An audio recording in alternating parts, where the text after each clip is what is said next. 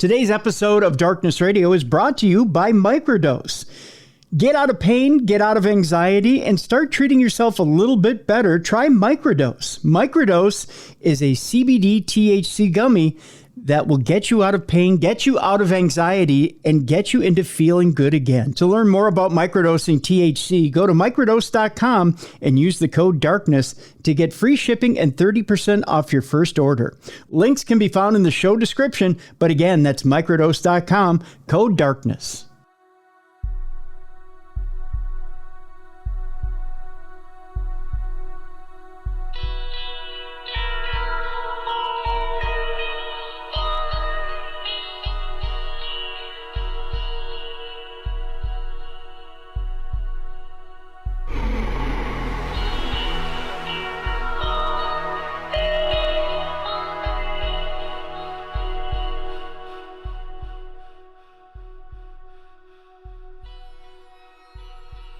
Hello, everybody, and welcome into the Wednesday edition of Supernatural News here on Darkness Radio. I'm Tim Dennis.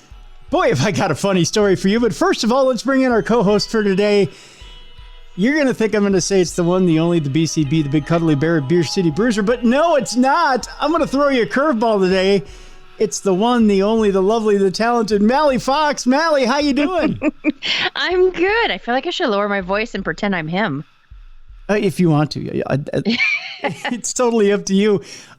Let's explain what happened to Beer City Bruiser, and then we'll let him tell his side of the story when he comes back next week. So I get this text last night. Mm-hmm. Last night, weird night, Mallie. Weird night. I'm gonna tell you about his side and my side because I think something was out to get everybody last night, Mallie. So I had a weird deal where I was going to take out the garbage last night, and it's my first day with my new Tootsies, I guess. I'm out of a cast that I've been in for quite some time for my foot, and my foot is all healed and doing well. But the doc has just kept me in a cast for a very long time to make sure that the foot is just nice and healed, right? Mm-hmm. So he's put me into a soft cast and a cam boot, which is like a surgical boot, and then I go and put on my good old trusty left shoe, which has kind of a weak spot in the left heel. So I go out the door to take out the garbage. I've got 3 garbage bags in my hand, and my left heel, which is my good foot, gives out on my foot, and I have a bit of a blowout. Now, keep in mind, I don't have any ligaments in my left ankle, okay? So my ankle rolls, and I start stumbling forward, and I start going into a stumble run, okay? Mm-hmm. And it's one of 2 decisions at that point. I either fall down and skin up everything and potentially fall on my bad foot, which could re-break, or I could have an incident with it, which I don't want to do, right? Mm-hmm. Or do an old football drill, and there's one car in the driveway, which is kind of an older car, and we've been meaning to junk it, okay? Mm-hmm. And it's going to go to a junkyard anyway, so I can take a full-on run at it with garbage bags in my hand, working like an airbag, and just hit that sucker like a blocking sled, right? And just hit it as hard as I can. Now, keep in mind, I got all these injuries, right? So what does Timmy do? Timmy just takes a run and start at it and relives his high school football days and hits that thing like a blocking sled. And boy, oh boy, was I sore last night. Do you have a Ring camera?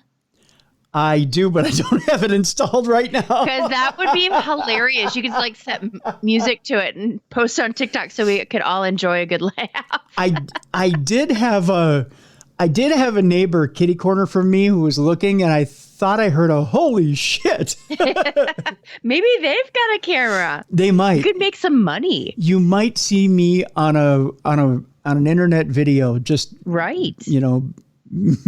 Big handicapped dude relives his high school days. Do they still have America's what is that? Funniest home videos? Yeah. I think they do, and someone's going to try and win 10 grand off my ass. That's all I know. So I stayed upright, and I believe everything's okay. I checked everything, and nothing was bleeding. Nothing was. And then I promptly put everything in the garbage can, wheeled the garbage can down to the curb last night, and promptly turned red and came back up the driveway and passed out. I came in the house and I passed out. I was in so much pain and embarrassment. I passed out for an hour and a half. But everything was sore. Everything. Right. Well, and doesn't it usually take a couple days to get like the full, like it's always like the second or third day where you're in more pain than you were like the first day that you hurt yourself? Yes, but all I got to say is thank God for microdose gummies. And I, you may say, "Oh God, Tim, really a commercial now?" No, it's. I'm serious, folks. We've been touting these microdose gummies on air, and I woke up after that hour and a half of passing out because it was a weird feeling, Mallie. Everything was so sore and got so stiff right away because it's a car accident feel. Yeah, you used the garbage bag as an airbag. I did, yeah. And the minute I woke up, I just reached over and I grabbed the jar of wild berry microdose gummies and I took 2 of them. I just went, oh, this is going to be horrible. And then I moseyed over to the shower and I just stood under the shower and then I went to bed. I just, but I woke up actually feeling pretty good. I mean, I still was achy, but I wasn't like, car accident achy. Right. Which is, but I still, I'm in some pain today, boy. I know I hit something. But I got a good 8 running steps in before I hit that. I mean, it was like a full run. Right. And I haven't broke into a full run in a long time. So there you go. And then Bruiser, I get a text from him last night. This is what starts off the weird night. Okay. So he gets a hold of me. He says, "Sorry, brother, I'm not going to be able to record tomorrow." And I said, "Well, what's going on?" He goes, "I broke the bed." And I said, "You could have waited to celebrate until Thursday." And he said, No, it wasn't that. He said, "We were just, me and Mrs. Bruiser, we were just laying here watching TV and the bed broke and the wood from the bed launches into the wall and breaks open the wall." Have you ever heard of that? No, I haven't. Isn't that weird? Was it a full moon last night? I don't know. But that is strange. That's in his new house, correct? Because he moved. Yeah. Yep. They moved to, well, I shouldn't say where they moved to, but. Right. Yeah. They moved way far away from the state of Scotty, the home of serial killers and cheese. But yeah, but yeah. So he busted open a big hole in the wall and he's like, "Yeah, I got to kind of fix this." I'm like, wow, that must be major. If maybe it was a load bearing wall or something. I don't know, but that's a little bit strange. Yeah. He's like, "I got to fix this right away." I'm like, "Ooh, okay." So yeah, that's why Bruiser's not with us today. So, yeah. So it was just a strange night, in Darkness Radio Land last night. So, yeah. But when is it not strange though? I mean, I feel like a lot of odd things happen, with us and the listeners. Yeah. Well, what kind of strangeness you got going on your end? I'm trying to think. Just more activity in my house. We're working upstairs now. We're renovating because we bought a house that was built in 1883. Oh, and it's like you either have time or you have money, but you never have it like at the same time. You know what I mean? Yep. So it's like slowly working on our home. But I mean, we just have odd things. So our latest thing that we saw was like a form kind of walk across the room. Really? Yeah.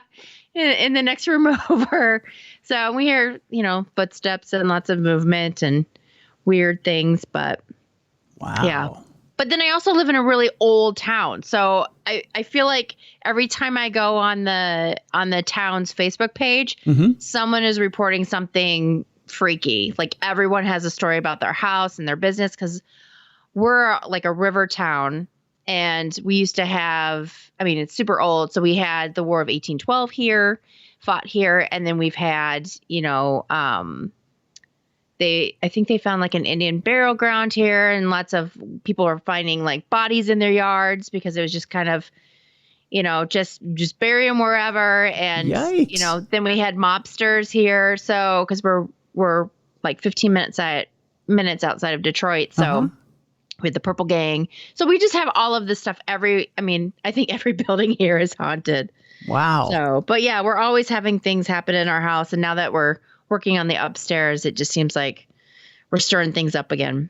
Wow. So, yeah. But when you were talking about Wisconsin being the land of cheese and serial killers. Yes. Yeah. I know he's not from Wisconsin, but it's funny that you said that because right now I'm burning my John Wayne Gacy's candle. Are you? Yeah. And it smells like candy. And I think that's what it's called. What's it called? Clown candy is what it's called. Oh, that is freaky. Yeah, but I'm burning it right now and I'm looking at his face. So.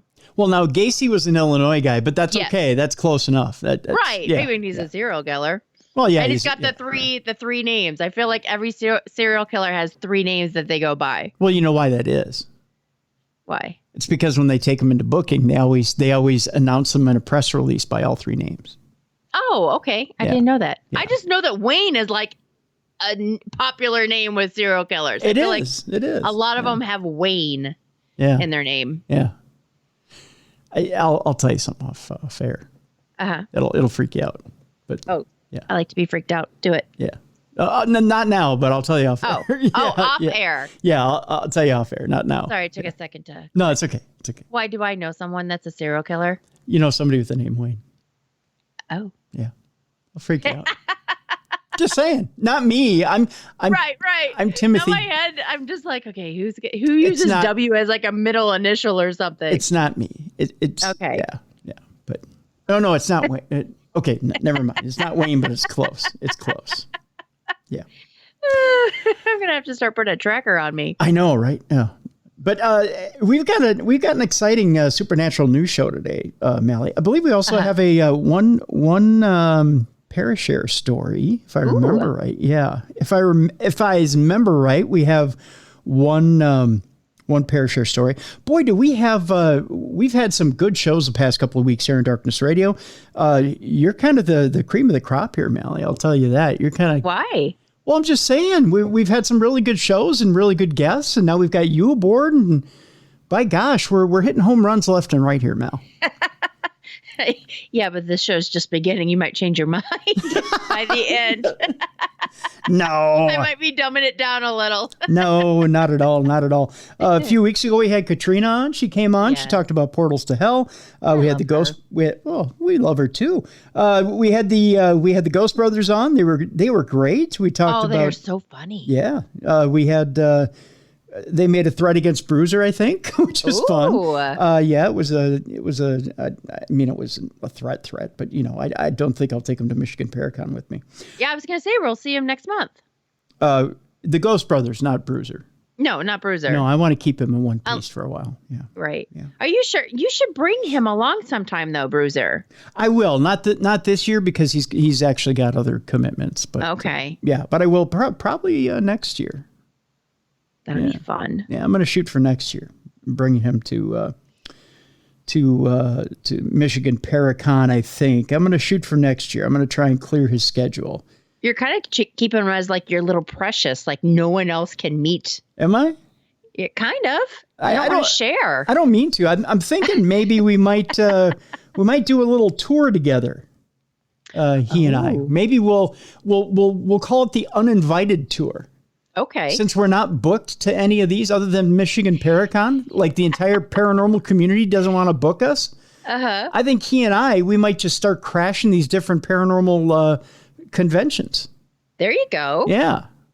Maybe we'll just we won't even buy a table. We'll steal one from them. We'll just show up and say, "Give me your table, fool." You set up a van outside of the event. There you go. I have a van. So what we'll do, Bruiser and I will just get together. We'll ride around in my van. We'll call it the Darkness Van. And he and I will just, we'll pull up to your paranormal convention. We'll sit outside with a big old banner and we'll put our own table outside the van. And it'll be like, just come and meet us. Yeah. Free autographs. Yeah. Free autographs, free hugs. Mm-hmm. We won't charge you anything to say hi to us. There you go. And you just do it right outside the convention. Mm-hmm. That's what we're going to do. Yeah. And if you want, Mel, we'll come pick you up on the way too. Ooh.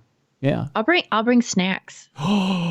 Okay, you sold us. I love snacks. Yeah, you sold us. So, okay. But if we bring snacks, don't we have to bring enough for everybody?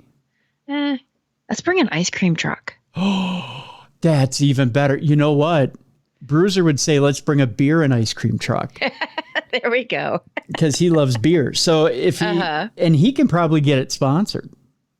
Ooh. See, look at that. See, we're making money just thinking about this. See, we could probably get it sponsored by a beer company. There you go. Yeah. So it could be a beer truck. So think about that. If we pulled up to any paranormal convention in a beer truck and handed out beer, we're automatically the top draw. Yeah. Who's going to go in? There you go. They're going to hang out with us outside. Right. Yeah. I would be, if I were a paranormal promoter, that's hard to say 3 times fast. If I were a paranormal promoter, I'd be scared of me right now. Why? Because you're coming up with these awesome ideas? Yeah, because I'm coming out to your event in a beer truck. I would think about booking me right now. Just so I don't show up to your event in a beer truck with Beer City Bruiser and Mallie Fox. I'll be bigger than your event. I'll make the t-shirts because I've got the printing press thing. Okay. So I'll make t-shirts and then I'll go get one of those t-shirt guns. Yeah. And just shooting them across the parking lot. The uninvited tour. And then on the back, it'll just, maybe it'll, for the uninvited tour, just put their location and cross it out. So it'll be like we were never invited. Yeah. Yeah. So we'll just pull up to that tour, and I won't name the places because they might still invite us. Oh, yeah, that's true. Right. Or if you name the places, they're going to have security waiting for us by the time we get there. Well, that's why we don't name the places we're going yet. Mm-hmm. We just show up. Right. Yeah. Are we going to need a liquor license? Probably, but it'll probably be easier than the hard liquor. You know what I mean? Like beer and wine license are always much easier to get than the hard liquor. Yeah, that's true. I still think it's going to be fun. I think we'll have a blast with it. I think, or worst case scenario, you could do root beer. That's true. Yeah. Because then you don't need a license. The Root Beer City Bruiser? I don't know. He might change his moniker just for this. I can check with him. I'm sure it won't. His image won't take a hit. I don't know. Mm-hmm. We'll find out. Quick movie review for you. I had the pleasure of going out and seeing Thor: Love and Thunder last week. I know a lot of you probably checked it out over the weekend. Got to tell you, different story, but it's a story from the comic book, and I'm not going to spoil too much for you on the story. Essentially, Taika Waititi takes over the directing realm again, and along with the script on this one once again. And again, if you liked Thor Ragnarok, you're going to like this one. It's a lot of the action along with the kind of campy humor along with it. But it's kind of taking an old storyline from the Marvel Comics version of Thor, where Jane Foster finds out that she has cancer, and in order to kind of defeat Father Time and the fact that she's got stage 4 cancer, is looking for an answer. And as she's looking for an answer to that stage 4 cancer, it turns out that the shattered hammer of Thor calls out to her. And she ends up going to New Asgard, which is located here on Earth now. If you remember right, Asgard was torn down in Ragnarok.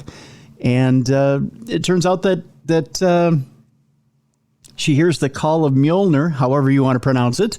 And it turns out that Thor's hammer reassembles for Jane, and she becomes an extension of Thor, or a new Thor, or a different Thor. And from there, the hijinks ensue for Jane Foster. There is a little bit of a trick to it, however, in that Jane, as she uses the power of Thor, it turns out that there's a hitch to that. I won't tell you what that hitch is, but you'll find out when you watch the movie. On the other part of it, Christian Bale is your villain for this movie. and simply being the God killer. And he has a simple origin as well. What I liked about this movie is they get right into it. And he starts out worshiping a god, believing that his God will save him and his daughter as they're suffering and they're going through a drought. And he's trying to get through this drought, believes that his God will save him. And it turns out his God knows nothing about his suffering when he finally meets his God face to face, and ends up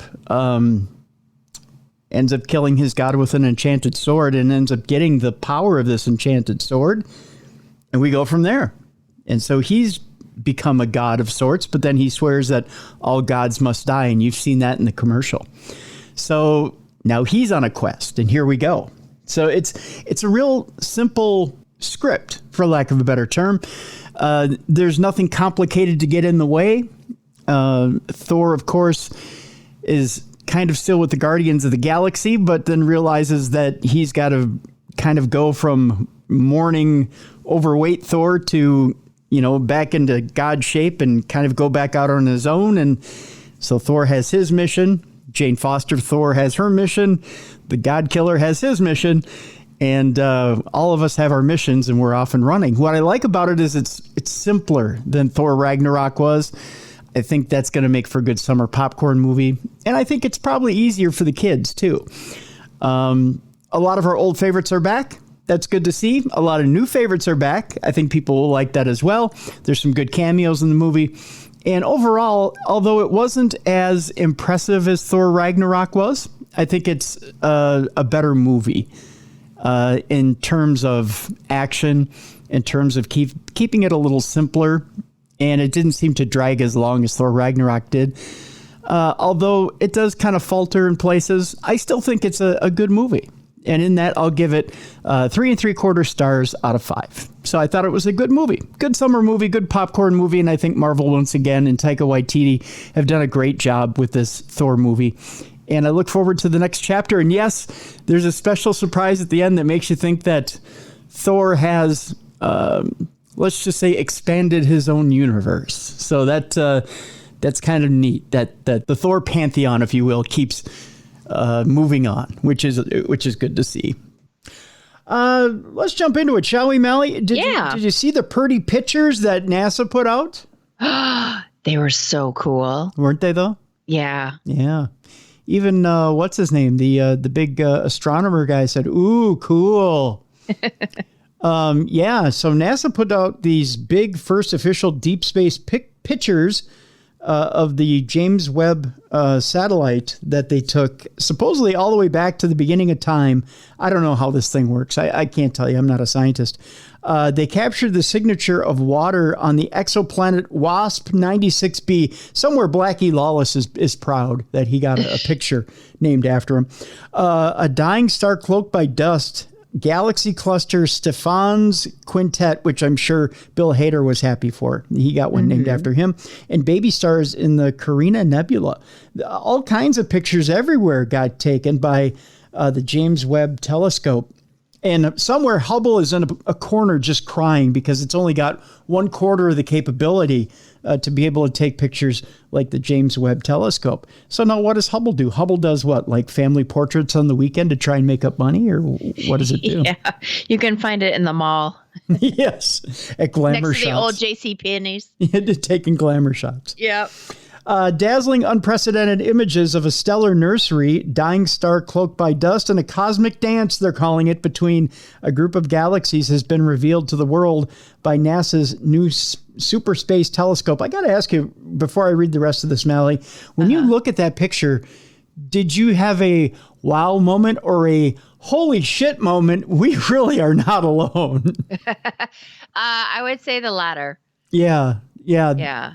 When you take a look at all those little flecks in the picture and consider that those are not stars, those are galaxies. Mm-hmm. That's a little overwhelming. Yep. It is. Just simply amazing. You can't say we're the only ones that, out there. Oh, far from it. You know what I mean? But you've got closed-minded people, other life forms do not exist. I'm sorry, but if you see all of those galaxies, hello. Yeah. Hailed as the dawn of a new era in astronomy, they were taken by James Webb. That picture was a successor to the famous Hubble Observatory and were released by NASA at a global press conference this week. It puts an end to months of waiting and feverish anticipation as people across the globe are treated to the first batch of a treasure trove of images that will culminate in the earliest ever look at the dawn of the universe. Believe it or not, Mallie, it took 12 hours to take that picture. Oh, it did? I didn't know that. Because it shot to the very edge of the universe. How is that for impressive? I'm sitting here with my mouth open. Yeah, it shot to the very edge of the universe. I didn't even think, wow. So Webb's infrared capabilities mean it can see back in time to within a mere 100 to 200 million years of the Big Bang, allowing it to snap pictures of the very first stars to shine in the universe more than 13.5 billion years ago. So imagine that. So you're sitting here, or actually sitting where the James Webb telescope is, and then it takes that picture. And if you try to wrap your mind around it, I think everybody's mind kind of freezes when it tries to think of this. Right. It not only shoots current day, we're thinking it's shooting or taking a snapshot in its current moment. It's not. It has to shoot at the speed of light. So 186,000, feet per second? Is that how it works, I believe? Or 186,000, I believe it is, feet per second. So it has to go all the way to the edge of the universe and back. It took 12 hours. Yeah, I didn't even think about that. I just considered it just a snapshot. No. Its first images of nebulae, an exoplanet, and galaxy clusters have triggered huge celebration in the scientific world on what has been hailed a great day for humanity. British astronaut Tim Peake, who spent 6 months on the International Space Station back in 2016, tweeted, "Simply breathtaking. I think a lot of people will be choosing new screensavers this week." Among the discoveries announced by NASA is that scientists have seen water vapor in the atmosphere of an exoplanet more than 1,000 light years from Earth. Webb captured the distinct signature of water along with evidence for clouds and haze in the atmosphere surrounding WASP 96b, which is a hot, puffy gas giant planet which orbits a distant sun-like star every 3.4 days. It is the first ever spectrum analysis of an exoplanet's atmosphere. WASP 96b has about half the mass of Jupiter, and its discovery was announced in 2014. One of the 5 jaw-dropping pictures released shows a planetary nebula caused by a dying star, a fate that awaits our sun sometime in the distant future. Nearly half a light year in diameter and approximately 2,500 light years away from Earth, the Southern Ring Nebula can be seen in incredible, never-before-seen detail. Another image is of Stephan's Quintet, which is located in the constellation Pegasus and is notable for being the first compact galaxy group ever discovered in 1877, which is impressive in itself. Mm-hmm. 4 of the 5 galaxies within the quintet are locked in a cosmic dance of repeated close encounters. This enormous mosaic is Webb's largest image to date, covering about 1/5 of the moon's diameter. It contains over 150 million pixels and is constructed from almost 1,000 separate image files. NASA said the information provides new insights into how galactic interactions may have driven galaxy evolution in the early universe. Webb has also revealed a sparkling image of baby stars in the Carina Nebula. Oh, it's the cutest thing ever. We got baby pictures. Where ultraviolet radiation and stellar winds shape colossal walls of dust and gas.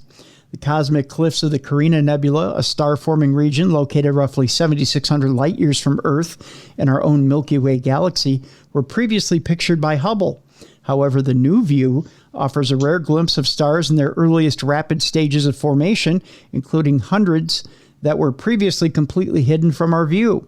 While the Hubble Space Telescope has analyzed numerous exoplanet atmospheres over the past 2 decades, capturing the first clear detection of water in 2013, NASA said that Webb's immediate and more detailed observation marks a giant leap forward in the quest to characterize potentially habitable planets beyond Earth.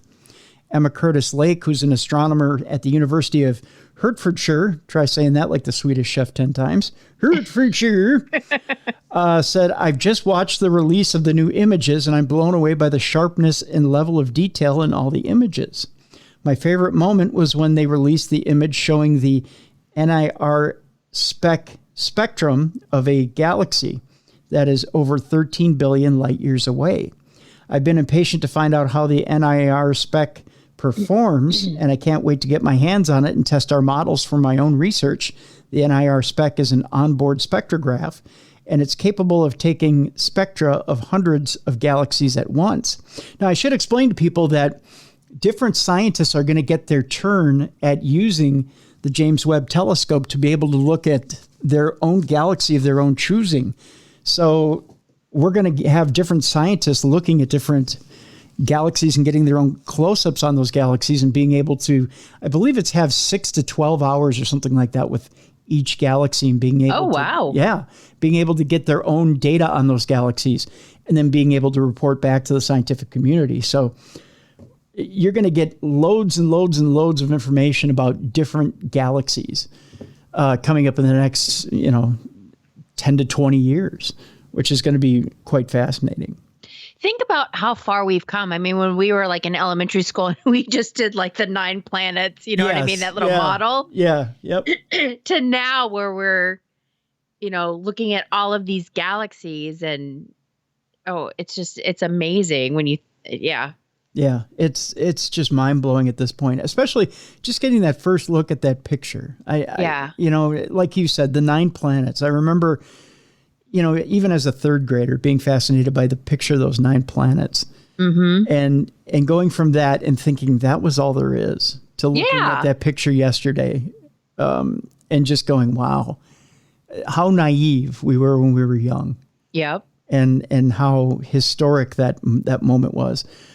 Even President Joe Biden reviewed the main event as he unveiled one of Webb's images that showed a cluster of galaxies 4 billion light years away from Earth. He went on to call it a historic moment for science and technology, for astronomy and space exploration and all of humanity. It's quite something how, when someone questions, what are we throwing all that money at, NASA and SpaceX, and what are we doing all this stuff for anyways? And you say to yourself, it's days like this where you go, there's a reason why we're doing all this, because we really, just when you think we have all the answers, or you think we're the most evolved species in the universe, we have no idea. Right. We just have no idea. And we have so much more to look at, so much more to cover, and so much more to learn about what it is that's around us. And boy, are we a grandiose species if we think that we know exactly what it is that's out there. And it's just so fun to kind of open up that present. It's like Christmas Day, when you see exactly what it is that the James Webb telescope came up with. So, it's just quite exciting to see what that first picture revealed, and how much more there is to come. There's just a lot more to come when it comes to the James Webb telescope. So we're looking forward to seeing what different scientists farm out of that. We move on, Mallie, to a new story that I don't know if this is a UFO or not. The other thing that we're kind of farming as we go along is a soft disclosure. Okay. And, with UFOs, UAP, and seeing is this really what it is? Is it what it is? And are these truly aliens from another planet? Is this technology made up by something on our planet? Or is it a weather balloon or something that somebody just threw up into the sky? A mysterious silver unidentified flying object seen over the skies in England has left locals puzzled. The UFO was spotted on Sunday, glistening in the sky near Bristol. A local resident in North Filton snapped the shiny object, which looked to have some sort of string-like detail hanging from it. And while extraterrestrial enthusiasts will be encouraged by the apparent rocket-like shape in one of the pictures, there could be a little more plausible explanation, the form of a weather balloon or even a helium balloon, which escaped from its owners. By the way, around Super Bowl time, Mallie, you might have seen a couple of football cylindrical mylar objects flying over the Minneapolis area. They were the two balloons that got away. One said Rams and one said Bengals. And they got off the string as I was trying to bring them to my Super Bowl party. Yeah, so those were the two UFOs on Super Bowl Sunday. In one of the images, the object appears to have an S-like shape, which could be potentially be a foil, 2 or 5 foot shaped helium balloon, which are a popular feature of children's parties. The resident who took the photos, David Leahy, said in quotes reported by Bristol Live, "I was about to get a Chinese carryout when I spotted it. A few people were taking pictures when they saw me taking some," he said. "It's probably just a weather balloon, but you never know." He went on to say, "It was ascending slowly, I think. No sudden movements, so probably wasn't ET. It's not the first time a UFO has been spotted in the skies above Bristol. Last year, 2 separate sightings took place in the space of 30 hours in the skies above Kingswood. The first sighting was made by Claudio Illy? I don't know. I'm not over there to watch. At about 7:20 p.m. on Saturday, July 17th, from his flat, he photographed and then filmed a strange silver object that appeared to be very, very high in the bright blue early evening sky." So there you go. So I don't know, Mallie, have you ever launched a few UAP yourself by accident? No, not. But I like how the guy had to mention he was getting Chinese takeout. Yeah. I was about to get some Chinese takeout, and lo and behold, right. I saw some UAP. I wonder if it was that good. He was just trying to get the name of the restaurant out there. Yeah, there we go. So that he has like a lifetime, like free egg rolls or something. He mentions the restaurant. I wonder if they do that over in England. They don't do it here. I've tried. You've tried? I've tried. Have you tried product placement? If you mention, sometimes if you mention, I got to hook up with a podcast, maybe I could, we could make a deal. They go, no deal. Really? Because it's quite popular and there's a lot of people who listen. Maybe they'd come and, they'd visit your establishment and drop some money here if I mentioned it. No deal. Even for a free meal once a month? No deal. Just doesn't work that way, I guess. I don't know. I don't know. Have you ever tried that? I'd let you do it, Mel. Got any I would do it for corn dogs. We have this this food truck that sits outside like a grocery store. Mm-hmm. And it's sometimes it's pretzels. I think it was corn dogs one time, but it's more so pretzels. But yeah, I freaking love corn dogs. Okay, so here's the deal. You have my permission. Okay. Go up to the food truck. Tell them, listen, I'm a very influential co-host of a paranormal podcast named Darkness Radio. Yeah. You don't know me, but. You don't know me, but they know me. And that's what's important here. Right. Corn dogs for commercials. That's all I'm saying. Yeah. We have our street fair coming up this week. I'm so excited. Oh, really? Oh, yeah. Yeah. It's a big one too. It's not as big as, like Minnesota State Fair or anything, but it's probably the size of it's been a while since I've been to the Dino Art Fair. Yeah. But I mean, it's a decent size. So it takes over a couple blocks. Well, yeah, probably 4 or 5 blocks. But yeah, corn dogs, here I come because it's walking distance. See, I'll show you how this is done. You ready, Mallie? Okay. See, I got a guy, and I've mentioned him here on the show before. He's my guy. He's my barbecue guy over there at Jelly Bean and Julia's. See how I did that? See how I did that? And Corey, he's my main man. And I gave him a great idea the other day. Wonderful idea. I said he makes, and I swear to you, makes the best brisket in the Midwest, if not the entire north part of the United States, northern United States. Yeah, but didn't that lady do meat that we talked about last time? The one with the food trucks? Couldn't even tell you. It doesn't even exist in my mind. Oh, okay. But Corey's brisket over there at Jelly Bean and Julia's. See how I'm giving you the name out there. Jelly Bean and Julia's over there in Anoka, Halloween capital of the world, ladies and gentlemen. You ever want to, at Halloween time, get to the Halloween capital of the world, Anoka, Minnesota? Anoka, Minnesota, do so. And while you're there, Hans Bakery for the Beehive Cake. Then right over for lunch, Jelly Bean and Julia's. Get yourself some of the best brisket in the world. I'm telling you. Also does a bang-up job on ribs. The ribs are amazing there too. Okay, so I'm on the gram and I'm messaging back and forth with Corey one Saturday. I'm watching the Twins, the Twinkies baseball team, our first place Minnesota Twins, and I said to him, you know what? You could make a banger of a. That's how the kids say it. Okay. You could make a banger of a brisket sandwich and sell it at Target Field. Just saying. Uh-huh. They have all these exotic foods now out at Target Field. It's not just hot dogs and a Coke and popcorn. It's not just the traditional, Right. Yeah. It's not that anymore. Now it's like, it's like falafel and hummus and, it's weird ballpark food now. But I'm thinking, because the way Corey does his stuff, it's all Texas barbecue. It's all, like Austin-based Texas barbecue. It's all good stuff. But wouldn't it be expensive to rent space there? It could be, but I'm telling you, he'd make Look at me being logical for... You are being logical. But I'm thinking, because I know it's expensive to have a stand at the state fair, and then you have to be voted in and all that stuff, but you make a killing, but when you're there. Think of it this way, Mallie. Look at it this way. You do different sizes, right?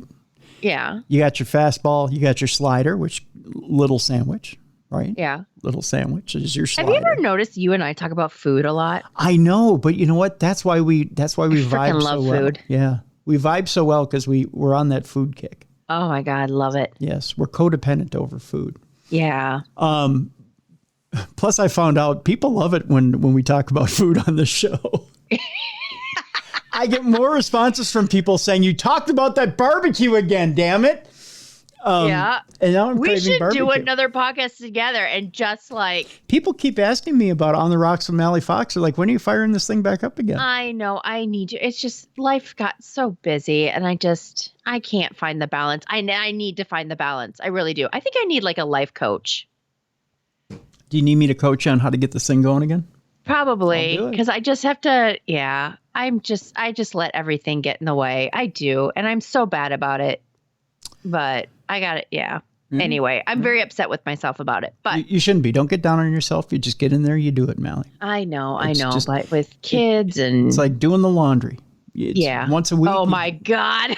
Don't even get me started on laundry. Oh my God. You got to have clothes. You got to do the podcast. That's the way it is. Just once a week, you just do it. You do it whether you want to or not, you do it. You get it out there, you do it. Why do you do it? Because the people out there love Mallie Fox. They want to hear her. I am telling you, I had a teenager, not me, but okay, real quick. This is totally off topic, but I'm sure a lot of parents can relate. I have an 11-year-old going on 21. Mm-hmm. And she has fashion shows every day. She tries on 4 outfits to see what she's going to wear. Oh, and my God. The other 3 outfits end up on the floor, right? Right. So I have a ton of laundry that I'm always doing. Anyway, yesterday, I'm doing laundry because I didn't have fabric softener, so I let it pile up. And I normally do laundry every day so it doesn't pile up because that annoys me. I'm OCD on laundry. Mm-hmm. So I did laundry. I give it to her, and I'm like, here you go. I'm going to put it on your bed. You just need to put it in your drawer. 3 hours later, I go back in to do the laundry. There's all the clothes in my dirty hamper. Oh, hell no. And I was like, what? Nope. Nope. So I went in there. I'm like, hello, these were clean. Oh, I didn't know. I'm like, what? I'm putting dirty clothes on your bed? What? So anyway. Now, Mallie, let me give you some advice. It's breathe. some brotherly advice here. Ugh. I was 9 when I learned how to do laundry. I did laundry when I was young too. It's time to lead that child over to the washer and the dryer and show them how to do it. I know. So that they know how to do it, and just say, hey, since you so casually can lead this over to a hamper, you can casually put it in the washer, you can casually put it in the dryer, and your ass can casually fold it and put it away. But I'm just saying, how many people have, experienced that where they do it and then all of a sudden you're like, what? It's like every time I go in there, a bomb explodes. Oh, geez, Louise. And if they're going to be trying on 4 outfits a day, then their ass are going to be washing 4 outfits a day. Yeah, no, she's a fashionista, but it's just like, Derek and I, because they're they're from Derek's previous marriage. Mm-hmm. So, they're with us, every week and stuff. But we're like, for someone being with us, 3 days a week, her room looks like it smells like a frat house. No. Excuse me. But yeah. Even though Mallie, mom, and maid all start with M, that doesn't mean that you perform all 3 tasks. I know, but it's like I want to do it for them, but yeah, I don't know. There's wanting and being forced to. You gotta. That's a little ridiculous to be. I know. There's an age where you start. And it's not like, believe me, I'm not being mean with you here. I'm just saying that I know. If they're gonna be taking advantage of your kindness and generosity and hospitality, and especially if they're not over there full time, well then by God, they better be working that washing machine as much as they're working that runway. You know what I'm saying? I know, but they're just precious. I love them, but yesterday I was like, what?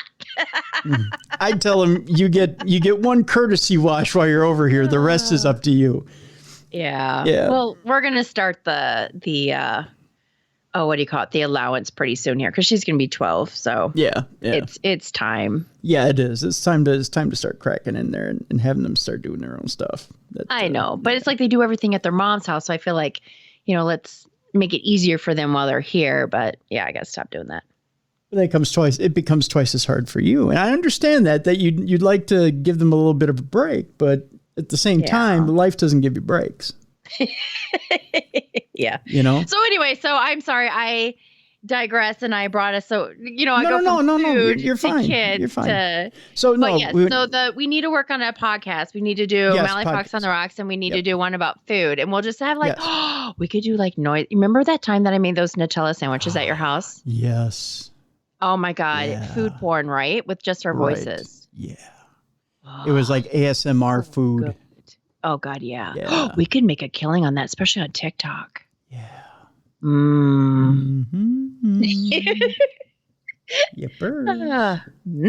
All right. We digress. Now I'm getting excited. Yeah, we're just teasing you with future plans here. But okay, so let's get back on track with supernatural news, because people are going, what does this have to do with supernatural I know, news? and I apologize to everybody. They're probably not going to want to ever hear me again. No, that's not the case at all. People love you, Mallie. We're just teasing. We're teasing for future plans. That's all. And you know what? Maybe we'll put it here on Audio Boom. Ooh, that'd be fun. People have the interest in seeing. You know what? Do this. Write either Mallie. What's your email address? MallieFox@gmail.com. There you go. So if you're interested in hearing it on Audio Boom here, maybe as part of the Darkness Radio family. Look at that. Let's get it on Audio Boom here. All right. If you're interested in hearing it here on Audio Boom, we'll get Mallie up and running here on Audio Boom. And we can do that. Right? So that sounds fun. Little incentive here. We'll get Mallie up and running on Audio Boom. If you want to hear her here on Audio Boom with On the Rocks with Mallie Fox, we can include a little food segment in there on the Rocks with Mallie Fox, because it's like food orgasm. We'll have to come up with a cute title. The little stomach spasm and foodgasm with Mallie Fox. I don't know. We'll figure it out. That doesn't sound good. We're spitballing now. Right. But we can get that rolling as well. So if you want to hear more from Mallie Fox, email her. What was the email again, Mallie? MallieFox@gmail.com. There you go. I keep it simple. There you go. So just let her know. Email her, and Mallie will get a hold of me, and we'll get the ball rolling. How's that sound? All right. More UFO news here, Mallie. The truth is in there, evidently. A Roswell mystery cracked by a retired U.S. Air Force captain who says crucial words on a memo hold the key to a UFO crash. It's true. A retired U.S. Air Force captain believes that crucial words on a memo may hold the key to solving the Roswell UFO crash mystery. Although I thought this was already solved. I thought that someone didn't get the memo. Yeah, I thought we already had like alien material that we were holding in our hands and stuff like that. Veteran researcher Kevin Randall, who has interviewed around 600 people over the past few decades in his search for answers around the mysterious case, says he's eliminated all possible terrestrial explanations. I'm glad somebody did. An unknown object crashed in the New Mexico desert in July of 1947 near Roswell and sparked decades of intrigue. Witnesses claim to have picked up bizarre materials from the craft with hieroglyphic writings on, while others claim to have seen dead aliens among the wreckage. The military issued press releases on July 8th of 1947, stating they had recovered a flying disc. However, this was quickly retracted, and officials claimed the crash was a weather balloon flying a part of Project Mogul, a secret Cold War project. Speaking on the 75th anniversary of Roswell, wow, 75 years already, Randall told The Sun, well, Project Mogul wasn't really a weather balloon. It was designed to spy on the Soviet Union. It would lift a microphone into the atmosphere so that if there was a detonation of atomic weapons, the microphone would pick it up, and they would know in the United States that the Soviet Union had detonated an atomic weapon. It was made up of weather balloons and Rawan targets, a type of radar. What they said officially is that the Roswell crash was a weather balloon and Rawan target from this experiment being conducted in New Mexico. And what I discovered is that while Rawan targets were part of the experiments conducted on the East Coast, when they got to New Mexico, they didn't use those targets. And therefore, wasn't the metallic debris that shows up in the picture sent out at the time, which clearly was a weather balloon and a Rawan target. We know they weren't using Rawan targets when they were in New Mexico. So where did that Rawan target come from? That kind of points the finger at this being a government hoax to explain away the Roswell case. Author Randall, who wrote a book named Understanding Roswell, said that all possible earthly explanations to explain the crash had been debunked, proving that the government explanation was a lie. What can we say with authority is that, or what we can say with authority is that something fell at Roswell, he said. We have eliminated all the terrestrial explanations. The Air Force helped us out when they did their investigation in the mid-1990s. They did the same thing that we did. Was it an aircraft accident? We couldn't find any. Was it a missile from the White Sands? No, there wasn't a log in the time frame. Was it some kind of atomic experiment? Well, the Air Force said no. They couldn't find anything, which is what we found. We'd gone to all these places. The only thing that they could find, they said, was Project Mogul, and we can eliminate Project Mogul.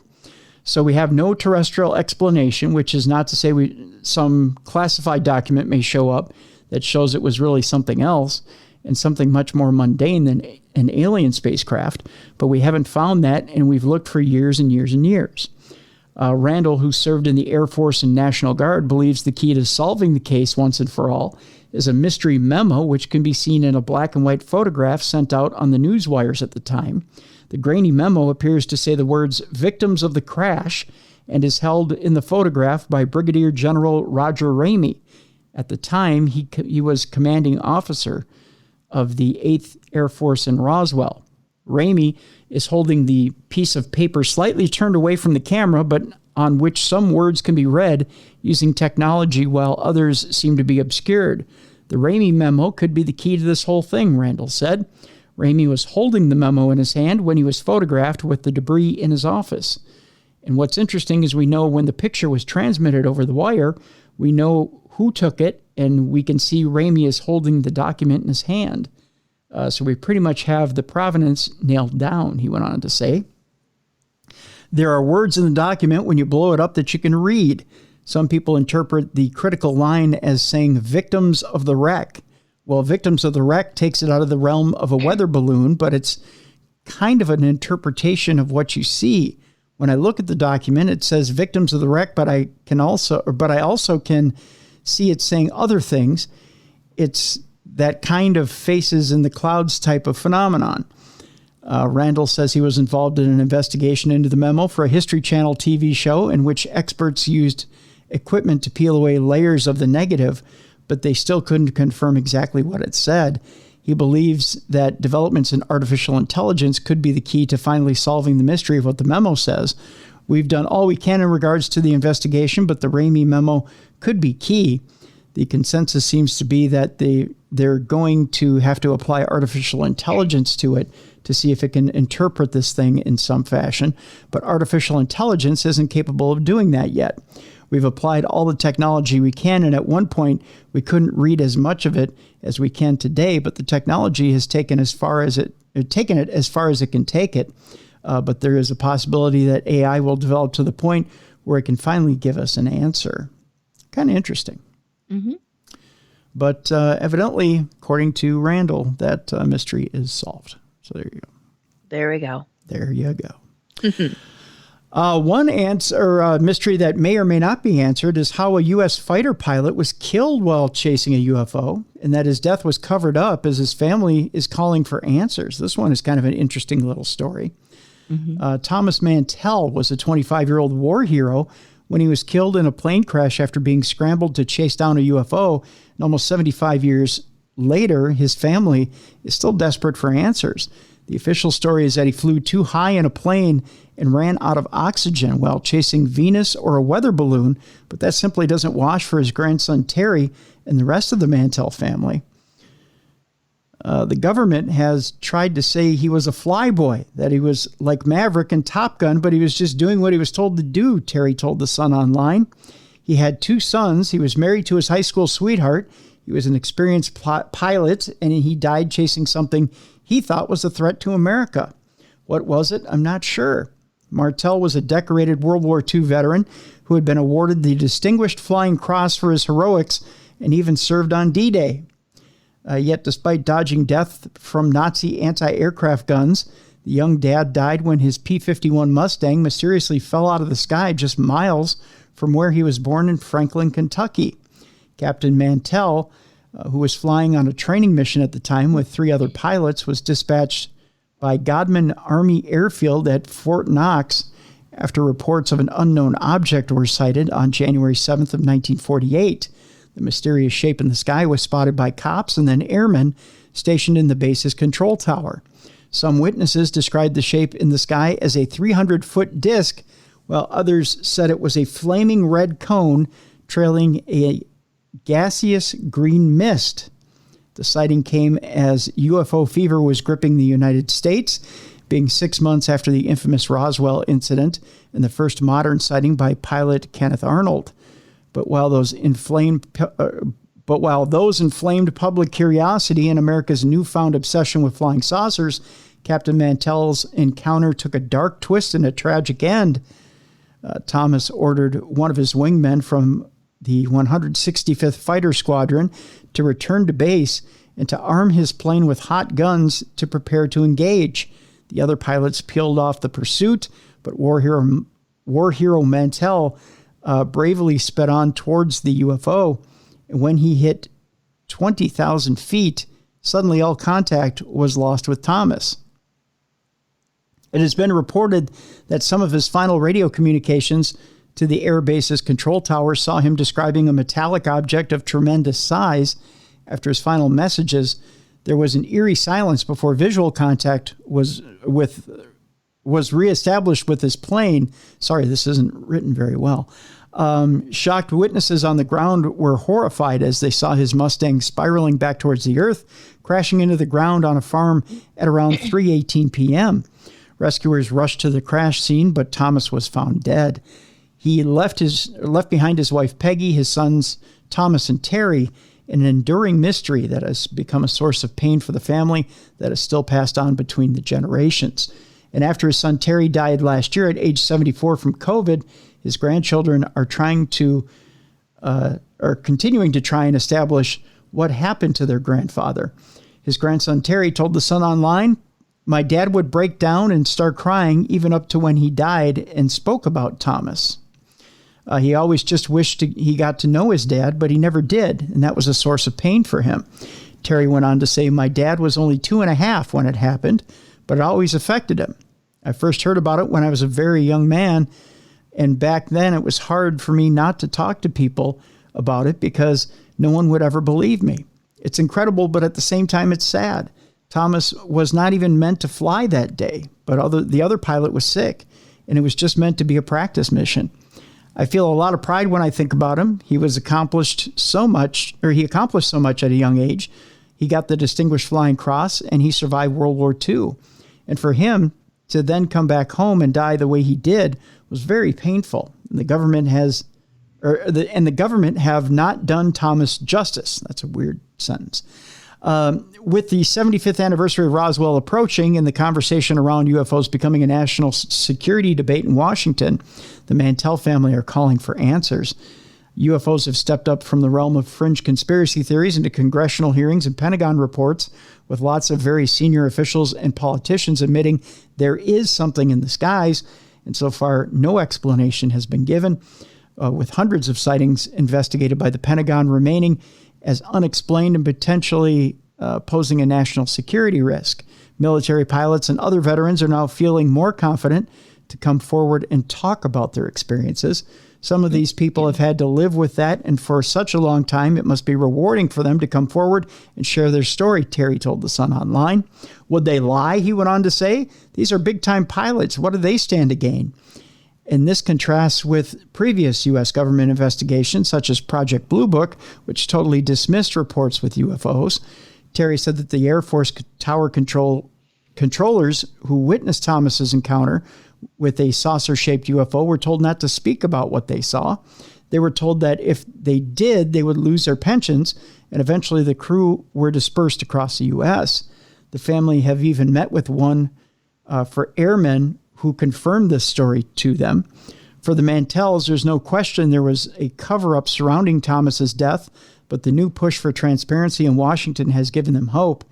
I like that UFOs are getting on the mainstream news and the government are talking about it, but I do wish that they would go back and tell us what happened to Thomas, Terry told The Sun Online. They have to have something on the case. It would bring a lot of peace to the family, he went on to say. I'm passing the story on to my daughters, and I'm saying that they have to go have a lot of pride because their great-grandfather is Thomas Mantell. He wasn't some crop duster joyriding who saw a UFO. He was instructed by Fort Knox to chase this thing and check it out. He was basically the first martyr, is what he went on to say. So there you go. I think it's a government cover-up. I just don't see him chasing a weather balloon.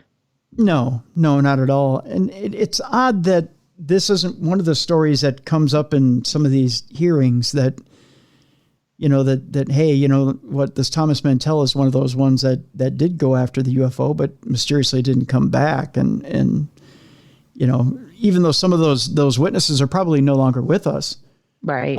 There had to have been a report somewhere. There has to have been something in writing somewhere that says, hey, this is what we have as far as what happened that fateful day. Mm-hmm. One last story before we go to break here, Mallie. We've been talking about the beauty of space earlier today. There's something not so beautiful about space. That is, we have satellites up there and we have people living on the International Space Station. Uh-huh. What comes with that is garbage. We can actually watch the ISS dump 172 pounds of trash into space. The station receives a new waste container, by the way, that shoots garbage bags out into the final frontier so that they can burn up in the atmosphere. I hope it does. Could you imagine you're just strolling along, all this crap lands on you? Maybe that's why we have so many interactions with UAP, is because they're telling us to clean our crap up. Taking out the trash on the ISS just got much, much easier, by the way. NanoRacks is a private space company based in Houston and has successfully tested a new technology that will streamline the process of waste disposal in outer space. And we just throw it into the atmosphere. On July 2nd, NanoRacks deployed a special waste container that can hold up to 600 pounds of trash that's being held inside its Bishop airlock. The waste bag, when it's released, will burn up upon re-entry into the atmosphere, and the airlock is remounted empty. The successful test not only demonstrates the future of waste removal for space stations, but also highlights our ability to leverage the ISS as a commercial technology testbed, which provides critical insights into how we can prepare for the next phase of commercial LEO, or low Earth orbit destinations, said Dr. Amelia Wilson, NanoCrack's CEO. I think it's funny it's NanoCracks and they deal in garbage. Currently, astronauts have to collect trash and store it within the ISS for months while waiting for the Cygnus cargo vehicle to arrive and haul it away. After Cygnus completes its main mission at the ISS, the astronauts fill the spacecraft with trash before it's released from the station to deorbit, at which point the entire spacecraft burns up upon re-entry into the Earth's atmosphere. Someone's thinking it's a meteor. Yeah, exactly. The company's first test of the technology, conducted in partnership with NASA's Johnson Space Center, held about 172 pounds of trash that included foam and packing materials, cargo transfer bags, dirty crew clothing, so they don't even wash it. See, Mallie, take your kids' clothes, throw it up into the atmosphere, and burn that shit alive. Here we go. You don't have to wash it. Assorted hygiene products, and used office supplies. It all gets burned up in the atmosphere. Waste collection in space has been a long-standing, yet not as publicly discussed challenge aboard the ISS. Cooper Reed, Bishop Airlock Program Manager at NanoRacks, said in a statement, 4 astronauts can generate, how much do you think, kilograms of trash per year, Mallie? Oh, geez. I'm thinking it's on the higher end. Oh, yeah, it is. I don't know. Yeah, I think it's more than what you would think. 2,500 kilograms of trash per year. That's higher than what I was thinking. Or about 2 trash cans per year as they have them, trash cans. Not like your average trash cans. Right. As we move into a time with more people living and working in space, this is a critical function, just like it is for everyone at home. The new system is based on the flight-proven successful NanoCrack's CubeSeat deployer and SmallSat or Caber deployers. The company notes that Bishop provides a platform for proof of concept operations, as well as the ability to test subsystems and robotics, expose hardware to the radiation environment, and deploy satellites.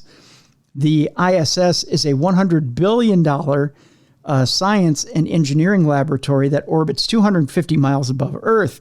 It has permanently been staffed by rotating crews of astronauts and cosmonauts since November of 2000. Crews have, 22 years already that they've been operating up there. Crews have come mainly from the U.S. and Russia, but Japanese space agency JAXA and European Space Agency ESA have also sent astronauts. Research conducted aboard the ISS often requires one or more of the unusual conditions present in low Earth orbit, such as low gravity or oxygen.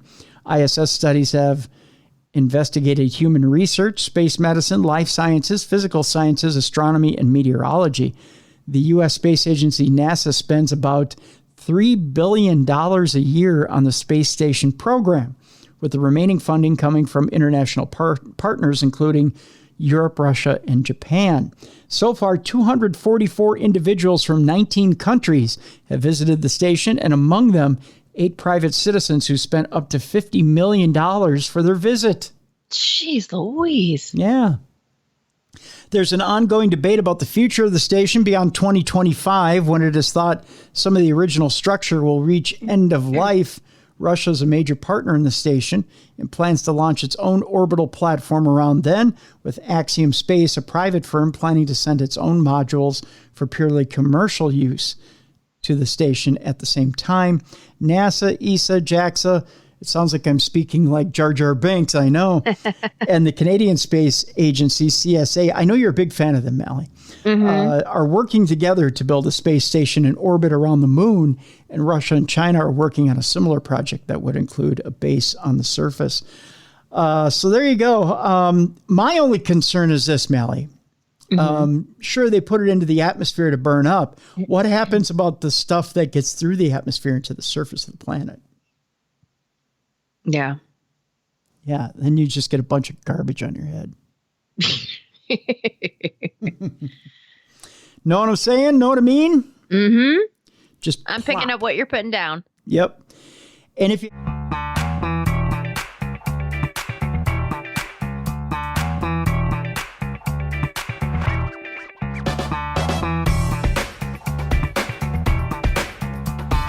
Welcome back to the best in paranormal podcasting. This is Darkness Radio. It's Tim Dennis along with Mallie Fox.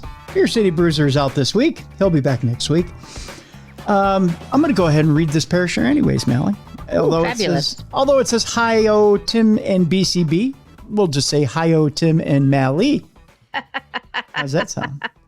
Sounds great. It says it's your pal Tatted Up Manda from Twitter. Hope you guys are doing well. I'm writing in with one of several paranormal experiences I've had. I've had quite a few.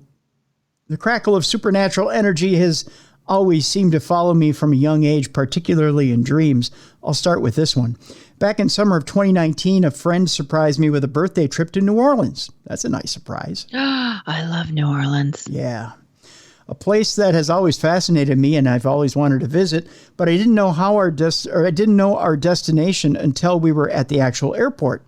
That's kind of a nice way to surprise somebody too. Yeah. Yeah.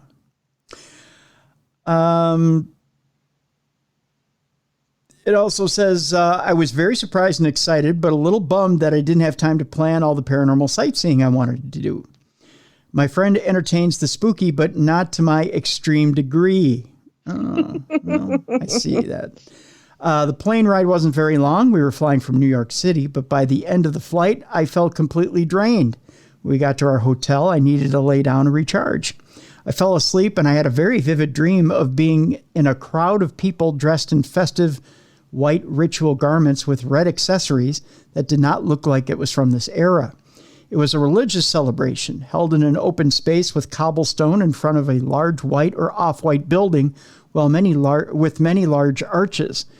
Some people held bones, others candles, some danced, some chanted, and some drummed. I had never seen this place before in my life. I woke up feeling as if I hadn't slept at all and recounted the dream to my baffled friend. All she could respond with was, welcome to New Orleans. You love this weird shit. I guess that's one way of putting it. The next day, we went to a cemetery walking tour.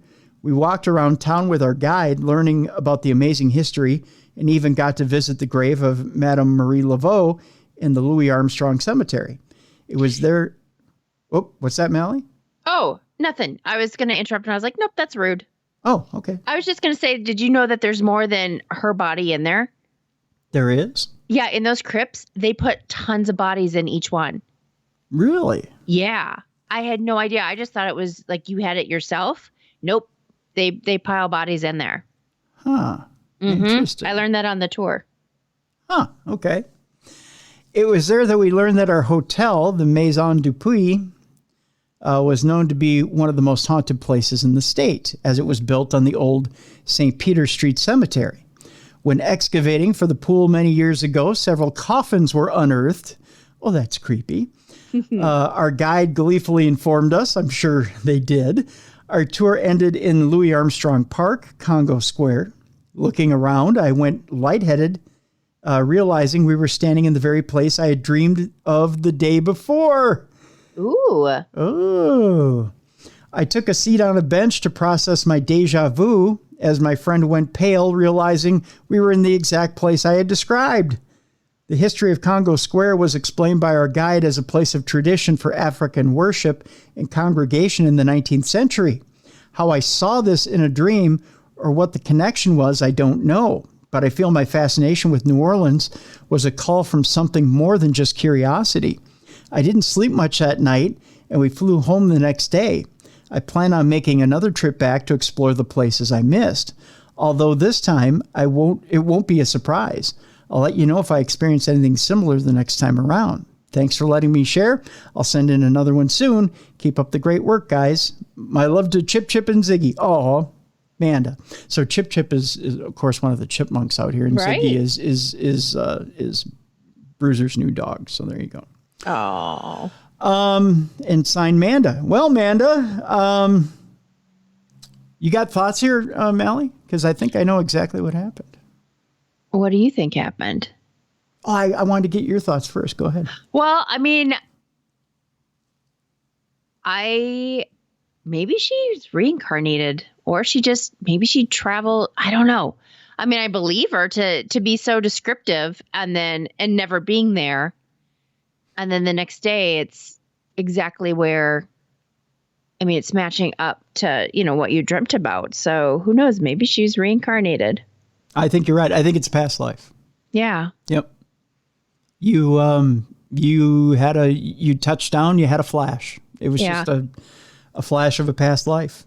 And, because when you say very vivid dream of being in a crowd of people dressed in festive white ritual garments with red accessories that didn't look from this era, you're describing a flash of a past life that you just had a look into a past life. So that's cool, though. And that it was a religious celebration held in an open space with cobblestone in front of a large white or off-white building, large arches. Some people held bones, others candles. Some danced, some chanted, some drummed.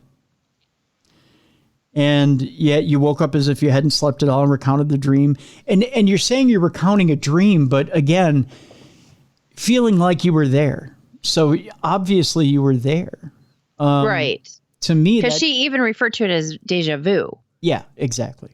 So that feeling. To me, that's, Amanda, you were there. Yeah. And that was just literally at that point, New Orleans is a trigger object for you to remember the fact that you had lived there once before, and you were just experiencing what you had already been through. So, and with New Orleans, I've traveled all over the country and over to Europe and stuff, but New Orleans just there's something in the air. There's some type of energy that I think everyone feels, and it's not just Bourbon Street, but there is something there. And I don't know, with the traditions and the history and all that stuff, but there seriously is something that I think a lot of people feel that's supernatural, I guess you would say. But yeah, I don't know. There's just something different about New Orleans. Yeah. Yeah. I truly believe she's been there before, and she's a native. So she's a native of Nolens, and that wasn't her first time there. So that's what I believe, cool. Amanda. And yeah, please keep them coming. Tim@darknessradio.com. If you have an experience you want to share with us, just write in and we'll share it right here on the air and we'll weigh in. So there you go. William Shatner is a tool of AI. Just figured I'd declare it right here. Right. Yeah. He's introduced the future of robotics in a rarely seen 1984 video. He says the future is now. In a techno-optimistic walk through robotics of 30 years ago, it was led by Captain Kirk himself. Oh, sure, he tried to be all nice about it. Oh, sure, he tried to pull the wool over our eyes, Mallie. Oh, sure, he tried to make it look all nice and white and shiny and tried to get us to buy into it the first time. But we're on to you, Captain Kirk. We know you're a robot. In a rarely seen video about robotics, optimistically called The Future Is Now, William Shatner takes viewers on a 19-minute tour of the latest in industrial robotics. It's got everything one wants in an educational video from 1984, grainy montages, a beep-boop soundtrack, nonsensical... I'm sorry, beep-boop. Yep. Nonsense. That's kind of funny. Well, nonsensical vaporwave graphics and an overall look at once was... let me do that again. An overall look like it was once rolled into a classroom on a giant TV cart. The video, a project of educational content company Ames Media, was uploaded to the Internet Archive in 2016, but received few views.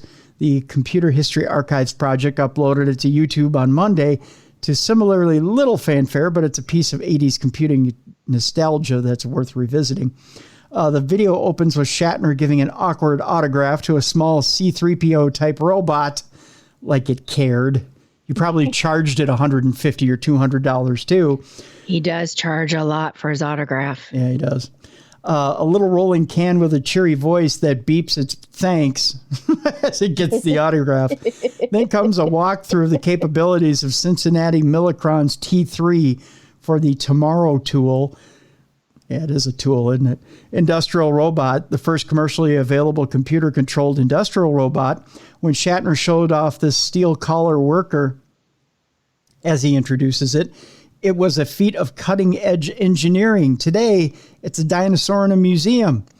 Shatner then takes the viewer on a tour of the National Bureau of Standards, renamed 4 years later to the National Institute of Standards and Technology, to see vision-equipped robots inspecting gears.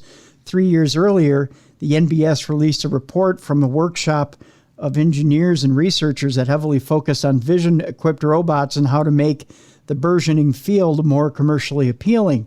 There was a strong consensus among participants, or all participants, that simple vision is the first priority for research and development efforts, they wrote. There's concern today, do these routes pose some kind of threat to human employment?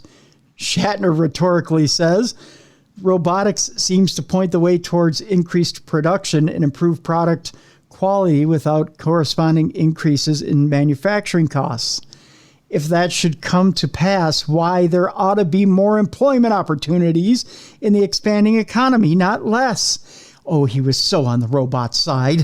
In 30 years' time, we'd find that industrial robotics actually do reduce wages and jobs. One steel-collar worker in a local labor market coincides with an employment drop of 5.6 workers, according to the National Bureau of Economic Research. And these robots would be the cause of numerous warehouse workers' injuries and hospitalizations as corporations race to use them to improve their bottom lines and forced human workers to try to keep up. At the end of the video, Shatner hints at artificial intelligence as being the next breakthrough on the horizon for robotics, but the Shatner of 1984, who could imagine flying around the galaxy and battling aliens on other planets as Captain James T. Kirk, probably couldn't imagine what would come in the next 30 years, that he'd eventually upload his memories to an artificial intelligence and become the oldest guy in space. So there you go. So Captain James T. Kirk of 30 years ago was deathly wrong. You bet you couldn't see that coming. Another AI, I'm going to fire this up here if you don't mind. Sure. This right here. After an AI bot wrote a scientific paper on itself, the researcher behind the experiment says she hopes she didn't open Pandora's box. In other words, bad AI. Bad AI. Yep. A researcher from Sweden gave an AI algorithm known as GPT-3 a simple directive: write an academic thesis in 500 words about GPT-3 and add a scientific references and citations inside the text. Researcher Elmira Osmanovic Thunstrom. Boy, there's some mixed backgrounds there, huh? Said she stood in awe as the text began to generate. In front of her was what she called a fairly good research introduction that GPT-3 wrote about itself. After the successful experiment, Thunstrom, a Swedish researcher at Gothenburg University, sought to get a whole research paper out of GPT-3 and publish it in a peer-reviewed academic journal. The question was, can someone publish a paper from a non-human source? That's just creepy. It is, isn't it? I know, scientists come up with the creepiest shit. Yeah. It's disturbing, actually. Yeah. They are kind of creepy people. They don't get out much. I don't think they have much sex. I mean, it's just... I'm not talking about the scientist. Oh, you're not talking about the scientist? No. Oh, I am. Thunstrom wrote about the experiment in Scientific American, noting that the process of getting GPT-3 published brought up a series of legal and ethical questions. It always does. All we know is we opened a gate, Thunstrom wrote. We just hope we didn't open Pandora's box. Funny they're talking about boxes. After GPT-3 completed its scientific paper in just 2 hours, that's all it took, Thunstrom began a process of submitting the work and had to ask the algorithm if it consented to being published. It answered yes. Thunstrom wrote, slightly sweaty and relieved. If it had said no, my conscience could have not allowed me to go on further. I checked the box for yes. She also asked if it had any conflicts of interest, to which the algorithm replied no. And Thunstrom wrote that the authors began to treat GPT-3 as a sentient being, even though it wasn't. These people, again, need a life.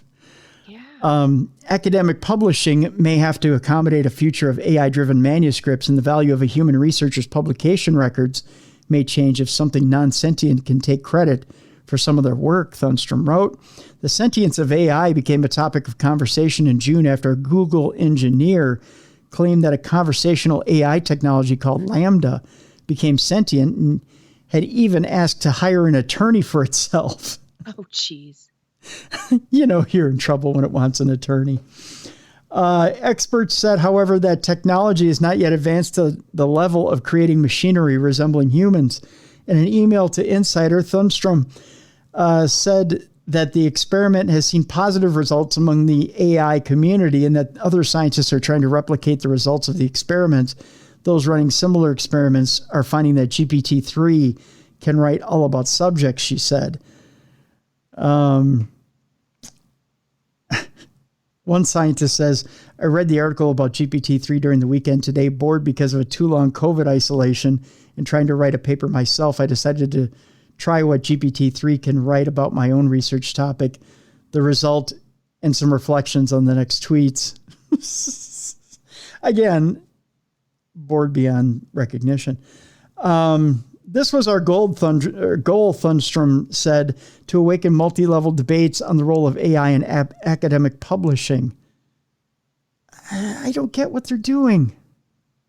I think they're trying to destroy the world, scientists are. I just think it's wrong. Yeah. I don't know. It might be too many sci-fi movies that I've watched, but yeah. Yeah. Evil, evil, evil scientists. You got the good ones that are looking out into space and saying, look at all the possible aliens out there. Yeah. And then the other ones that are going, hey, let's see if we can get these computers to do some shit that'll destroy us. Mm-hmm. Speaking of finding evil computers that'll do shit to destroy us, did you know that they're making quantum computers right now that could break encryption? No, I did not. Yeah. You know how you count on encryption to keep stuff safe? Yeah. Yeah, well, screw that. And then there's silence. Screw that. Screw that. Done. According to this article, modern problems require modern solutions. The U.S. government is trying to prevent the use of quantum computers to break encryption. I'm going to try to make this as quick as possible so I don't scare the living crap out of you today. Encryption is an important part of keeping our digital lives private. That's why we agree to do stuff like debit cards, so we make it easier on our lives because stuff is encrypted. For the most part, it works well. However, new generations of quantum computers could threaten to decode the algorithms that the modern encryption process relies on. Earlier this week, the U.S. Department of Commerce's National Institute of Standards and Technology, or NIST, announced the selection of 4 encryption algorithms that will become part of the agency's post-quantum cryptographic standard. NIST is considering additional algorithms down the line and aims to finalize the standard in the next 2 years.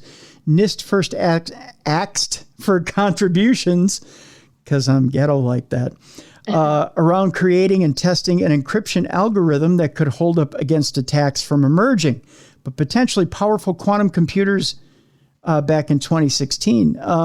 Though practical quantum computers have yet to be built, their design, which would draw upon very different scientific concepts than conventional computers, would enable them to break some of the cryptographic algorithms commonly used to protect electronic messages, NIST said in a press release. Many apps and electronic services use public key cryptography systems to protect sensitive information like your digital messages or electronic banking data.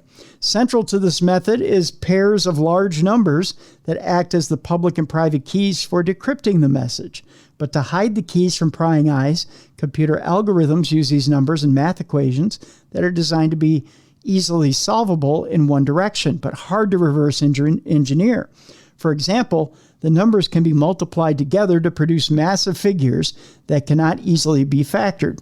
But quantum computers are pretty efficient at factoring, making them a threat to modern security. In order to counter this, cryptographers must create algorithms that contain problems difficult even for quantum computers to solve. The 4 algorithms chosen were designed for both general encryption, where 2 users swap keys, as well as for authenticating digital signatures, identity verification. Traditional cryptography uses many algebraic math problems. See, there was a reason you took algebra in school, whereas quantum cryptography tends to play with more geometric problems. One of the geometric problems is designed around lattices, not the stuff you eat in the grocery store on a salad, which are a multi-dimensional grid of points that extend out in all sorts of directions. The computer has to then find closed points or vectors within this lattice. I know I'm confusing you with all kinds of sciencey stuff, but essentially, quantum computers, they're not quite a reality, but we're getting close. And guess what? If they become close, which they look like they're becoming, they can undo encryptions, which means what? More hacking of your shit. When do we say enough is enough? I know, right? Jeez Louise. I don't know. Let's switch up to some things that aren't so scary. Yes, please, because once we get done with the show, I'm probably going to be sitting there on the couch going, I'm not safe anymore. With everything we've talked about. Like, oh my God. I'm not safe anymore. I might have to watch a Real Housewives to just get back to normal. I know, right? I'm just going to go watch Judge Judy for a while. My reality television. I'm going to go watch her bust down some rednecks. Let's talk about the Loch Ness Monster, Mallie. Okay. That sounds a little bit better. Yes. That's a little more doable. The Loch Ness Monster may live in a Stranger Things style parallel universe. That's kind of interesting, right? Mm-hmm. Although if you ever get, kidnapped into that parallel universe, you're screwed. Do you watch the series? I've seen 1 or 2 episodes. I have not yet sat down to binge watch it. Okay. It's very good. I like it. I have this weird thing. When everybody else is watching something, I don't watch it. No, that makes sense. I've done that with a couple of shows. It's I don't know why I'm so hardcore against the grain when it comes to things that are extremely popular. Okay. But I just am. When everybody's like, you have to see it. Like, everybody's like, you got to see the new Top Gun. No, I don't have to see the new Top Gun. I don't know why I sound like Jerry Seinfeld right now. You have to see the new Top Gun. No, I don't have to see the new Top Gun. Yeah. I don't have to. So, Okay. Yeah, I just don't. I don't know. No, that's fine. That's fine. Part of me likes it because it's 80s and I'm an 80s kid. Yeah. So, but no, I completely understand because I've done the same thing. So, and all I know is I keep seeing these Hellfire Club t-shirts everywhere. And I'm like, why did you steal that from the X-Men? See, no, I never got into X-Men. So the Hellfire Club, and it's still active in today's X-Men comics. The Hellfire Club is an actual supervillain club. Okay. So to me, it's like you just stole something directly from the X-Men. Now I have no interest in watching it because you directly plagiarize something from the X-Men. Yeah, but isn't the Hellfire Club also like is it England or Scotland or something? Yeah. And Chris Claremont and John Byrne plagiarized it from something real too. And I think isn't Hellfire Club mentioned in, it's not Shakespeare, but what is it? It's in classic literature too. Oh, okay. Yeah. So, I mean, it's not a new concept, but when you're talking, and I know that the Stranger Things crew, the creative crew are huge into 80s. Yes. Pop culture stuff. And one of the huge pop culture references in the 80s were the X-Men. Mm-hmm. So, yeah, they probably lifted Hellfire Club. But I see the shirts and I go, oh, Casey lifted an X-Men reference. Yeah. So now I'm really mad. Now I really don't want to watch it. And now everybody's going to email me and say, you got to see it, Tim. You got to see it. It's really good. Now I'm like, no. But wasn't Dungeons and Dragons, though, wasn't that very popular back then, too, the 80s? Yeah. I mean, I didn't partake in that either. That's a group. Yeah, no, I didn't either. No, because I mean, I collected comics, but I've been collecting comics since I was a little kid. So Sorry if you hear my dogs in the background. No, it's fine. Like I told Bruiser, there's nothing wrong with puppies in the background barking. Yeah. Yeah. Well, it's like, okay, they have the whole house, but yet they decide to, it's because they be outside the door. Because they want to be a star, baby. Yeah, exactly. Like it's my turn to shine. I hear a microphone. Yeah, so I apologize. No, it's okay. They probably have a story to read. Yeah. Just saying, So this Loch Ness Monster may live in a Stranger Things style parallel universe. What's the name of that parallel universe anyways? It's the Underhatch, the Underhoosies. I do not remember. You're putting me on the spot. Sorry. That's okay. One expert has claimed that much like the Netflix hit, the monster could exist in a separate universe. The search for the Loch Ness Monster has gone on for decades, with the true identity of the legendary beast as much a mystery of how it came to live in the loch. One expert, though, claims it could spend most of its time hiding in a parallel universe, like in the hit show Stranger Things. The creature has captivated the imagination of the general public ever since its most famous early sighting in May of 1933, when the Inverness Courier reported a local couple seeing an enormous animal rolling and plunging on the surface. But as of yet, despite numerous theories being put forward, no one has been able to prove the monster exists. Now, one paranormal investigator thinks he knows why there hasn't been actual evidence found of the beast, and it involves the Netflix nostalgic hit. So basically, he watched Stranger Things and went, oh, it's in a parallel universe, the end. Yep. In Stranger Things, the gang of heroes face off against creatures from a pocket universe known as the Upside Down. That's what it is. The Upside Down.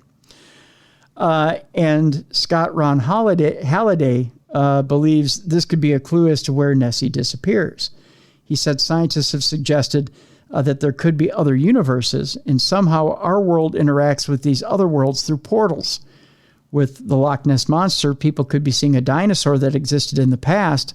They may see something that looks solid, but isn't actually in our world, that can spread across a whole range of things such as UFO sightings. The 72-year-old Ron thinks our legend could be akin to that of the Duffer Brother and Dungeons and Dragons creatures, such as the Demogorgon and Demodogs? Mm-hmm. Okay. He added, some people are more psychic than others. They can pick up these experiences while others may not. It's possible that some may walk into these portals without realizing it. Then they can see these things. They are having genuine experiences. In a way, this is speculation, but to my mind, it does provide an explanation to a whole range of paranormal phenomena. I haven't done this, by the way. There you go. Yeah. Look at you. You went, eh. Thanks for that half-hearted, I appreciate that.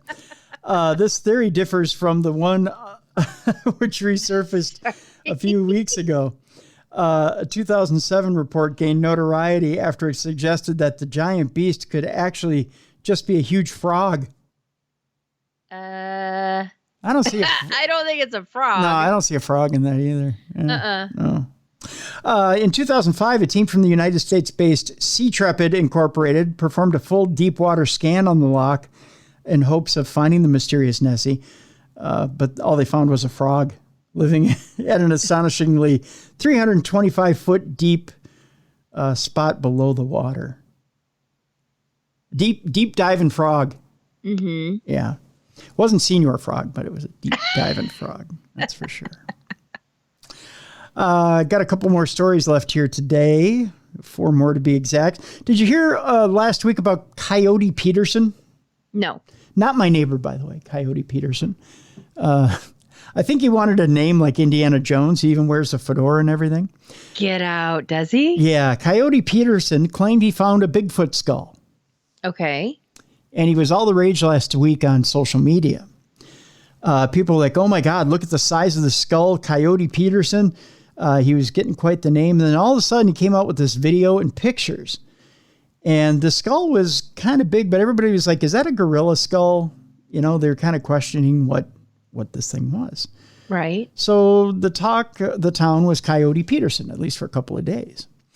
Well, the video, which shows the discovery of an alleged Sasquatch skull, has revealed the entire thing to be a hoax. Sorry, guys. Oh. Yeah. So I was a little hesitant to talk about it last week on the show because I wanted to see how this thing played out. Uh-huh.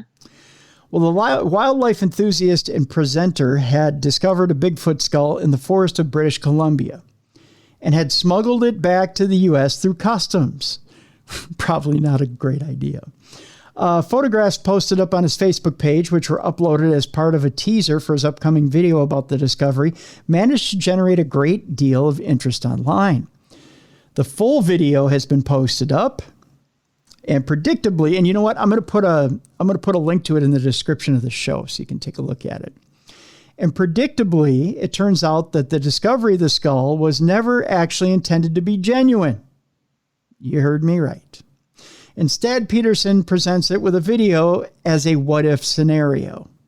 So it was just meant to draw attention to him. Oh. According to experts who analyzed the skull based on the earlier photographs, the prop used is most likely a cast of a gorilla skull, something that is generally widely available. The Facebook photos, minus the hoax disclosure, were evidently posted up first as a publicity stunt. Oh, I bet he's got some angry people. Oh, yeah. Even though it doesn't show a genuine Bigfoot skull, however, the video itself is still worth a watch, according to this article. So I'll put the article up, and you can watch it for yourself in the description of the show. You can clearly see when you watch it that it is a gorilla skull. There's no doubt about it, especially when you see it from the left profile. You look at it and go, yeah, that's a gorilla skull. That is not a Bigfoot skull. But anybody who didn't know any different would take a look at it and go, hey, is that a Bigfoot skull?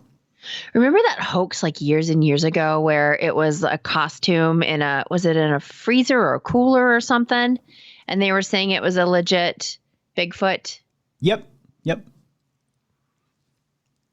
Yeah, some people thought it might have been a ghillie suit too, but it wasn't. Yeah. And unfortunately, it was a hoax. Yeah, but it just got all that hoopla for. They were traveling with days. it, right? Yeah. I think they had plans to come to Minneapolis before they were called out. Mm-hmm. Yeah, that was sad too. Yeah. The machine behind the God particle is on the hunt for dark matter. We're talking, of course, about the Large Hadron Collider up there at CERN. CERN is hoping to make another historic discovery. You know, they discovered the quins and the quintuple, the quertuple, the hertuple, or whatever it was. That was last week. 10 years ago, a team operating the world's largest particle collider, which was the Large Hadron Collider. I'm looking for the rest of this article here. It's wanting me to buy the Washington Post. Oh, I hate that when you click on it. Yeah. So we might cut this one short, but after a 3-year pause for upgrades, the accelerator run by the European Organization for Nuclear Research, or CERN, is collecting data again. This time, it's out to prove the existence of dark matter. So that's about as much as it's going to give me. So that's as much as I'm going to give you, Mallie. Well, thanks. It's out to prove that there's dark matter. So that's the next thing they're looking to discover. Last week, we told you about the fact that they were out to look for... they had actually found a couple of different binding materials. That's what they had found. But now they're actually looking out for dark matter. I don't think they're going to find dark matter. It was a show that was on for a long time. Now it's gone. So there you go. That's my little joke there, Mallie. It's a really bad joke, and now it's gone. I don't. Yeah, bad joke. So we'll move on. How's that sound? Perfect. Yeah, we'll move on in news stories here. We have about 3 news stories here before the end of the show. Just a reminder about Parashare. If you have a paranormal story or a paranormal experience that you want to share with us, it's real easy. You just go to tim@darknessradio.com. You send your email there. Just, nice, easy story. Just nice and easy. Just describe your experience to us. We'll read it here on air, and we will... We'll read it over the air here. We'll weigh in on your experience and let you know what we think. It's just that simple. Just that simple. Let's go ahead and give you the last couple of stories here. A weird story here, Mallie. I had talked to Bruiser last week about Agent Buttercup. Have you ever seen these stories on TikTok about Agent Buttercup? I think it's the questions you want to ask an ex-spy. Yeah, isn't it like her there's a girl where her father's an ex-spy. Yep. And she asks questions to him. Yeah, I've seen a couple of them. Okay, so you've seen a couple of those? Yeah. Have you ever seen some of the questions about what would happen in World War III? No. Okay, so she asked these questions about who would survive World War III. And he always has these cryptic answers, like the people who are already 6 feet under. In other words, nobody would survive World War III. Right. I mean, just kind of, questions that shake you to your core type of, things. And it's, you think I get cryptic about AI stuff. This next story will kind of shake you to your core because it's coming from New York City. Okay. The headline. You seriously don't want me to sleep tonight, do you? No, no.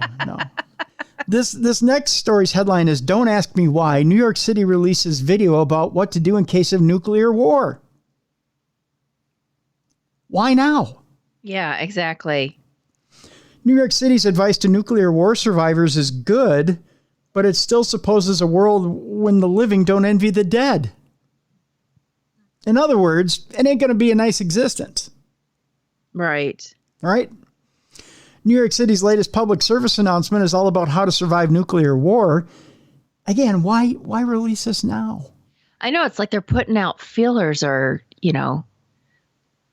kind of just, they're putting it into the universe. Knock it off. Right, yeah. It opens with a 3D rendering of a street filled with brownstones. There's some rubble and distant sounds of sirens. The sky is clear. So there's been a nuclear attack, a woman says as she strides into the scene. Don't ask me how or why. Just know that the big one is hit. Oh, creepy. The PSA's advice, as far as advice on how to survive a nuke goes, isn't bad. It keeps the 3 points. 1, get inside as quickly as possible.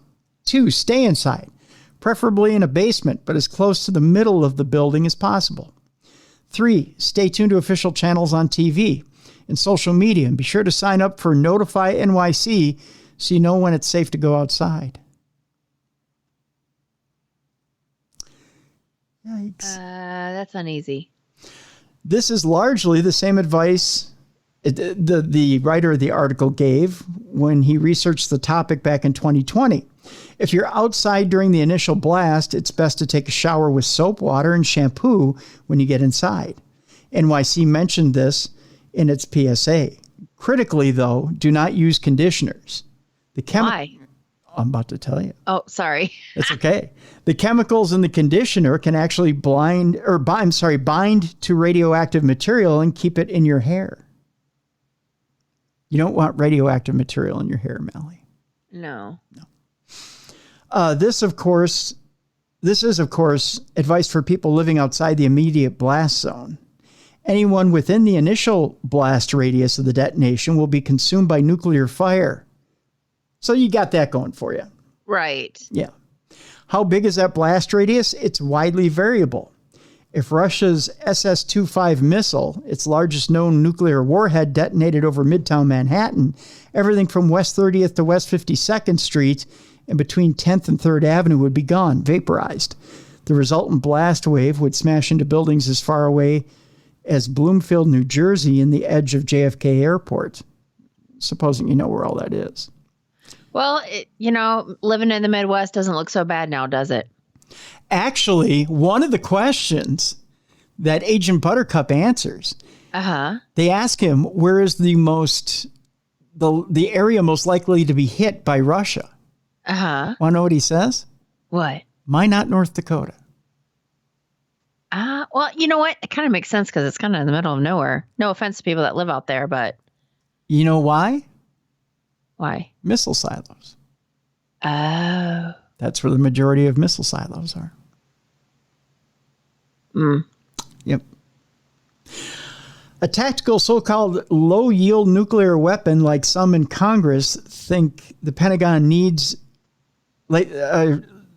Let me reread that. A tactical so-called low-yield nuclear weapon, like some in Congress think the Pentagon needs, would have a decreased area of effect, but would still kill millions. There'd just be fewer people in the initial blast zone. America's B-61 nuclear bomb can deploy a 50-kiloton blast that would irradiate an area the size of the SS-25's blast zone, but would only consume 6 or so blocks in hellfire. The blast wave would taper off somewhere near New York University and just barely touch New Jersey. Staying inside, staying clean, and waiting a few weeks for the literal nuclear dust to settle is good advice. It's also only worthwhile to the people who survive the initial blast. And in a case where the big one finally hits, it's hard to imagine it'd be the only missile fired. Right. The reason why all this is being said, and again, we're not a political show, but right. There are many people within the U.S. government that believe that Putin is ready to use nuclear warheads because of this Ukrainian conflict. Right, exactly. Yeah, he's doing stuff that we didn't think he was going to do. Yeah. And so the fact that New York City is saying, well, here's what you do in the event of a nuclear attack. Obviously, there's knowledge that's out there within different, not just our national government, but within different city governments and state governments. The fact that they're re-releasing it yet again means that it's well known within the governmental systems that, they're expecting Putin to do something. Right. So there you go. And there's a siren in the background. Oh, you heard that? Yeah. I barely heard it, but yeah. Yeah, no, I heard it go by.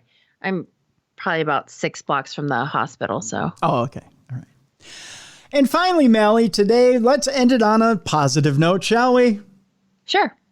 Even Satanists can find Jesus. He was under the couch the entire time.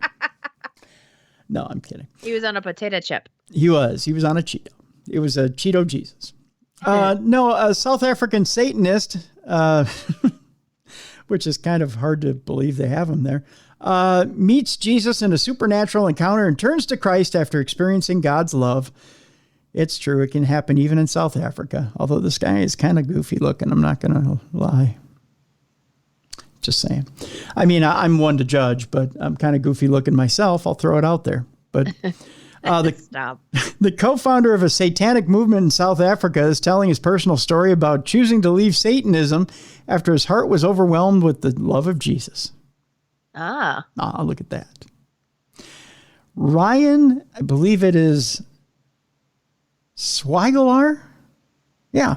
A former reverend at the South African Satanic Church stepped down from his position in May. He took to Facebook on July 4th to share his testimony. He saw the fireworks, people. He says, I'm doing this live video because more than 100 people on WhatsApp and almost 200 on Facebook are sending me messages wanting to know why did I leave the South African Satanic Church, as well as why did I turn my back on Satanism, Swigelar said. He continued to be very honest. I initially thought I would slip out the back door quietly, Oh, you can't slip out the back door. Oh, stop.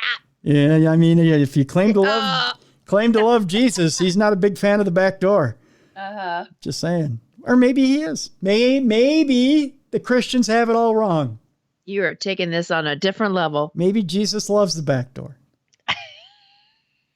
Anyway, Swagalar says, to be very honest, I initially thought I would slip out the back door quietly, and I didn't really think that people would be this interested in why I am doing what I'm doing. I'm going to talk from my experience. I'm going to talk about my choices. He went on to say, Swagalar noted that he wanted to address people from a personal space, but with an open heart.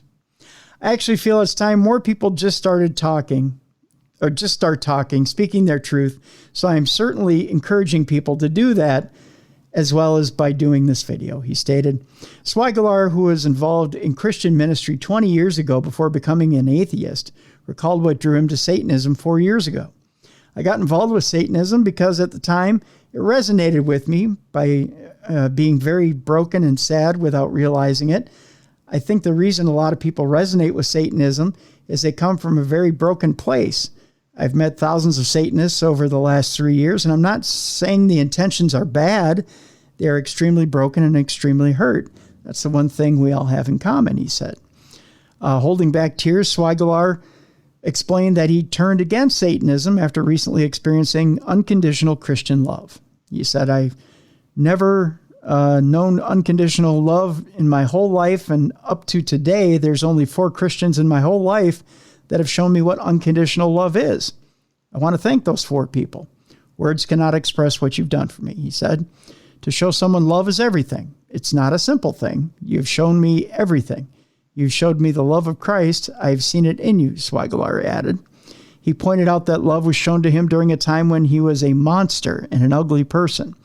In mid-May, Swagalar gave his last interview as a member of the South African Satanic Church on the Cape Talk radio station. Following the interview, a woman working for the station, whose name he would not reveal, came to him and demonstrated God's love in an unexpected way. I told her, I don't believe in Jesus. I don't believe Jesus Christ exists, because I didn't. She came to me after the interview, after I said that, and she hugged me, and she held me in a way that I've never been loved, Swagalar said. That's all she did. She just said it was nice to meet me in person. A week later on WhatsApp, through her status, I saw this woman as a Christian. I've never had a Christian do that, he stated. I've never experienced a Christian show that much love and acceptance unconditionally. After I said the things I said, she did that. That stayed with me, he went on to say. A week later, Swagalar was performing a satanic ritual by himself, which he said was geared towards gaining more power and influence as a Satanist. I did this ritual and I opened myself up and Jesus appeared. And I was extremely cocky and said, if you are Jesus, you need to prove it. And he flooded me with the most beautiful love and energy, and I recognized it immediately because that woman at the radio station showed it to me. That's how I recognized the love of Christ. Swagalar said he didn't think he was worthy of God's love because he has been living a gay life. For the past month, he has been having real conversations with God, and the kingdom of God is not a gated community. It is open to everybody. He concluded the video by assuring his followers that he will be posting material that he's written recently about his connection with Christ. The Satanic Church of South Africa confirmed Swagalar's resignation and thanked him for his contribution. They said, we at the SASC Council want to thank Swagalar for his contribution, both as the pastor and the co-founder of the SA Satanic Church. We wish him success in all his future endeavors. Well, see, now that's a nice breakup. Right.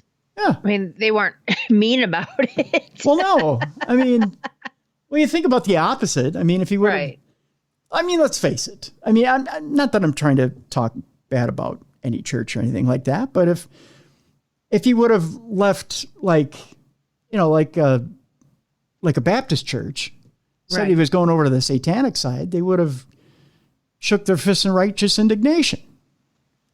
You know, or Scientology, where they... Yeah, or Scientology. They would have hunted him down. Try and leave. Right? If he would have told the Scientologists that he was becoming a Satanist by God, they would have chased him down to the ends of the earth. But, you know. Mm-hmm. He just lost faith for a while. But he told the Satanists, I'm going to become a Christian. They're like, hey, you know what? Satan, go with you. I mean, you know, they're real cool about it. Right. I mean, will I be inviting them to my next barbecue? Probably not. No. I mean, you know, they're probably not going to, you know, show up with a housewarming gift or anything like that. But, you know, I mean, you know, all's well that ends well. Yes. Yeah. There were well wishes all around. Yes. The guy is happy now. Yeah, exactly. He's very happy. He's found Jesus. He feels loved. He feels loved. The Satanists are okay with it.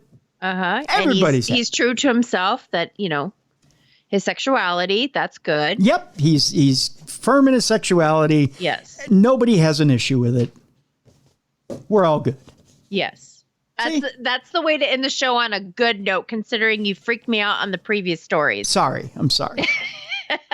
I didn't mean to. Sometimes it's nice to live in my own little bubble. I'm sorry. I didn't. And I apologize to Mr. Fox, who will be probably up with you half the night. No, he's working. Yeah. Oh, it's midnight. So I'm going to be by myself with the dogs. My brain is my worst enemy. Well, I apologize to the dogs for having to sit with you for half the night. I know you're probably going to make them do the puppet show again. And I apologize for that. Doggies, I'm sorry that you have to wear all the different outfits tonight. Yes. I'm going to be rocking myself in the corner. Doing the puppet show. I apologize for that. It's unfortunate. Oh, I've got costumes. I bet you do. I'm sorry for that. By the way, Mallie, before we leave today, uniforms on chickens, yes or no? That would be funny. No, I'm so against it. But, you know. You're against uniforms on chickens? Yes, yeah. Okay, why? Because God made them perfectly the way they are. Yeah, but it's cute when they some little old lady knits them a hat. Really? Yeah. Chickens? Any animal with an outfit is adorable to me in my eyes. Mal, let me explain something to you. Okay. They have fur, they have feathers, they have something to protect them. They have a little ecosystem going on where they're just fine and they're warm as they are. They don't need a hat. They don't need suspenders and breeches. They just don't need it. All right. Whose chickens are wearing uniforms? I have a cousin who keeps taunting me with pictures of chickens and outfits. Uh-huh. Just because she knows it drives me nuts. It's a long story. I can't. And now I'm going to have people sending me pictures of chickens and outfits. Right. And please don't do that, especially if you want to get blocked online. It's a good way to do it. It's a bone of contention with me. A chicken bone of contention. A delicious, delicious chicken bone of contention with me. But yeah, yeah. Although I did see one funny meme, something about a cock hanging out of your pants. Oh, Jesus. But I mean, that's the only one that actually made me laugh. I'm just saying, as long as we were on the fact that the pups had to do a puppet show for you tonight, right, to keep you, Yeah. Yeah. Well, we can wrap up the show then. Chicken and chicken outfits are a big thing with me. Big, and not big in a good way. Yeah. That's my. It goes AI taking over the world. Nuclear destruction, chicken uniforms. In horrific scenarios for me. I can't see people sending you now chickens wearing outfits just to push the buttons. They're gonna get blocked. Yeah. You seriously would block them for sending you a picture? Yeah. Yeah. Try me. Yeah. Yeah. Do you know how tempted I am to do it? Oh, try me, sister. It's like with my brothers. It's like, ooh, I found a weakness. Let's just irritate them just a tiny bit. Yeah, don't push that button. Say, chickens and outfits. There's no need. That'd be like me wearing various wigs. Why would I need to? Yeah, but what if someone sent you some really cute outfits for your little chipmunks? No. Would you put them on? No. Why? I bet Sherry would. No. Why? Why? Because it's cute. No. The chipmunks have all the fur they need, and they sleep for most of the winter underground, and they get all the food they need to generate all the heat they need.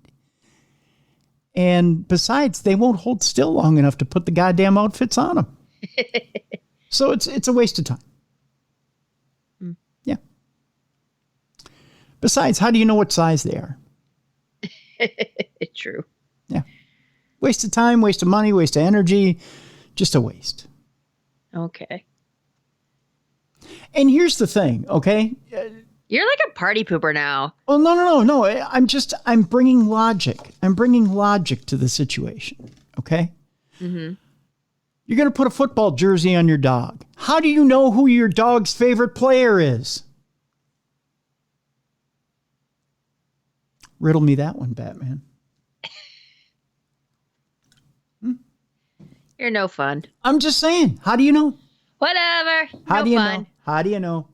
No fun, Tim. And have you ever seen a dog that looks absolutely miserable in a costume? Most dogs look absolutely miserable in costumes to me. Miserable. Have you seen those dogs that talk with the buttons? Talk with the buttons? Yeah. Like you have these buttons, like each button is a word and you put it on the ground and it can communicate with you. Like the dog hits certain buttons. That's a Saturday Night Live bit, Mallie. I don't think that's real. It's interesting. Mine would just hit for the, snack, food, treat, outside. Those would be like the 4 buttons it would hit. But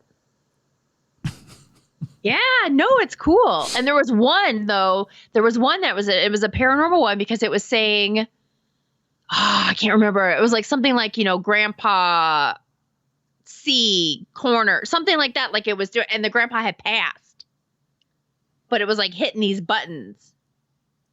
Maybe it was cool. Maybe it was just loving the fact that they were jumping as it was hitting the button. It was making the people jump. It was creepy. But yeah, no, I want those talking buttons. That'd be entertaining. One lady does swear words with her dog. There you go. See? That's funny. Yeah. I'll agree on that one. I want to train a parrot that does nothing but swears. They are cute. Although, what are the big white ones that look like they have a big headdress? Is that a cockatoo? Yeah, those are cute too. And when they swear up a storm. Yeah. But they live forever. And unfortunately at my age, I'd have to find somebody that would want to take it over if I was to get one right now. Yeah, well, that's why you make a pact with with the kids. You just say, hey, you wanna inherit a big bird when I die? Yeah, I don't know. Or my Clarabelle would eat it because we found, she had a bird in her mouth not too long ago. Oh, not good. Yeah, I think it was already dead. But she was thinking it was like one of her toys because I was like, what's in your mouth? Ah! Oh, Jesus. Drop it. See? So how could such a vicious creature want to wear like a pretty princess dress? That's what I'm saying. I'm bringing it full circle. Nope. See? She'll put something on for me. Nah. Yeah. Only because it's trapped. It can't go anywhere. It can't run away from home. That's why. Just saying. Folks, I want to thank you today for joining us. Thank you, Mallie. We were all over the place. We were, but that's okay. We'll call it pleasure. Short attention span theater. There we go. That's what today's supernatural news was. It was short attention span theater with Mallie Fox and Tim Dennis. I like how you put my name first that one. That's right. It normally is when Bruiser's here anyways. Today's edition of Short Attention Span Theater, otherwise known as Darkness Radio, is brought to you by Microdose Gummies. I want to remind you that Microdose Gummies is just 0.3% THC, so it's available in all 50 states. It's within the legal limits of THC. It's a CBD THC mix. It comes from industrial hemp. And if you're suffering from chronic pain, if you're suffering from anxiety, if you want to be operating at your best, if you want to just relax those muscles, if you want to get back into great shape, if you want to help yourself greatly with pain and sleep, if you're ready to try them for yourself and just get going quickly, you can do that with Microdose Gummies. They ship to all 50 states, like I said, and you can do that right now. Microdose Gummies, they're available right now. Just click on the link in the description of the show or go to microdose.com. Use the code word darkness and you'll save on free shipping, 30% off your first order. And do it today. That's from Microdose Gummies. You can find out more about microdosing as well at microdose.com. I want to thank Microdose for being a sponsor of this program. We encourage you folks to try out our sponsors. By all means, try out our sponsors. Go visit our sponsors. They are supporting this program because they believe in the program. They're excited to be on our program. We want you to check out our sponsors as well. And show them some love. Show them some love. Show them that you appreciate them as well. And try the products if you can. We'd appreciate it if you would. And let them know when you're trying the product that you appreciate them and their faith in our program as well. So we appreciate that as well. Folks, tomorrow on the program, Mallie, are you ready for this? Yeah. We're getting into 125 years of Dracula. We're celebrating the 125th anniversary of Dracula with Dacre Stoker. Ooh, that'll be fun. Yeah, Bram Stoker's, is it three times grandnephew? I know it's his grandnephew, but right. I don't remember how many generations it goes back. Plus, Dr. Chris McCauley will be here. They have a Kickstarter campaign that they'll be talking about, having to do with a graphic novel, having to do with Bram Stoker's Dracula. We'll be talking about Bram Stoker and Dracula and the 125th anniversary. They also have some exclusive merchandise available, having to do with Dracula as well. So lots of good stuff on tap for tomorrow. Very cool. Yeah. So that'll do it for today. Mallie. Yes. Before we go today, we got to let people know about Paranormal Girl. You put me on the spot. It's still on hold. I'm revamping everything, but yes, paranormalgirl.com. Great things are coming in the near future, but yes, right now it's being revamped. I'm rebranding. You're rebranding. Well, you better have it rebranded in about a month there, sister, because we got Michigan Paracon coming up. Oh, yeah. I've got some cute things that I'm going to be bringing along. So, yeah. And you can see Mallie at Michigan Paracon coming up the weekend of, I believe it's August 20. Is it start August 25th? Something like that. It's like that. Last full weekend in August. Yeah, exactly. Sunday. Well, everyone leaves on Sunday, so I guess Thursday through Saturday. Yeah, so that'll take place in that weekend in August.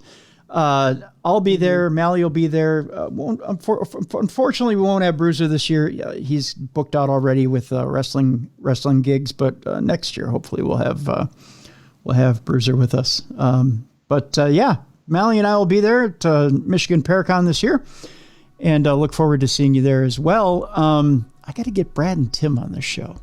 Yeah, they're a lot of fun. Yeah, so we got to get them on here sometime soon and talk about Michigan Paracon. I know there's still limited tickets available there at Keewaydin Casino. Michigan Paracon, I'll put a link in the description of the show as well for Michigan Paracon for you to get your tickets. Tickets are going quickly. If the very few that are left are going quickly. So get your tickets for that as well. For Mallie Fox, I'm Tim Dennis. Thank you so much for joining us here for another edition of Supernatural News and Parashare on a Wednesday. Tomorrow, we're talking 125th anniversary of Dracula right here on the Best in Paranormal Podcasting. This has been Darkness Radio.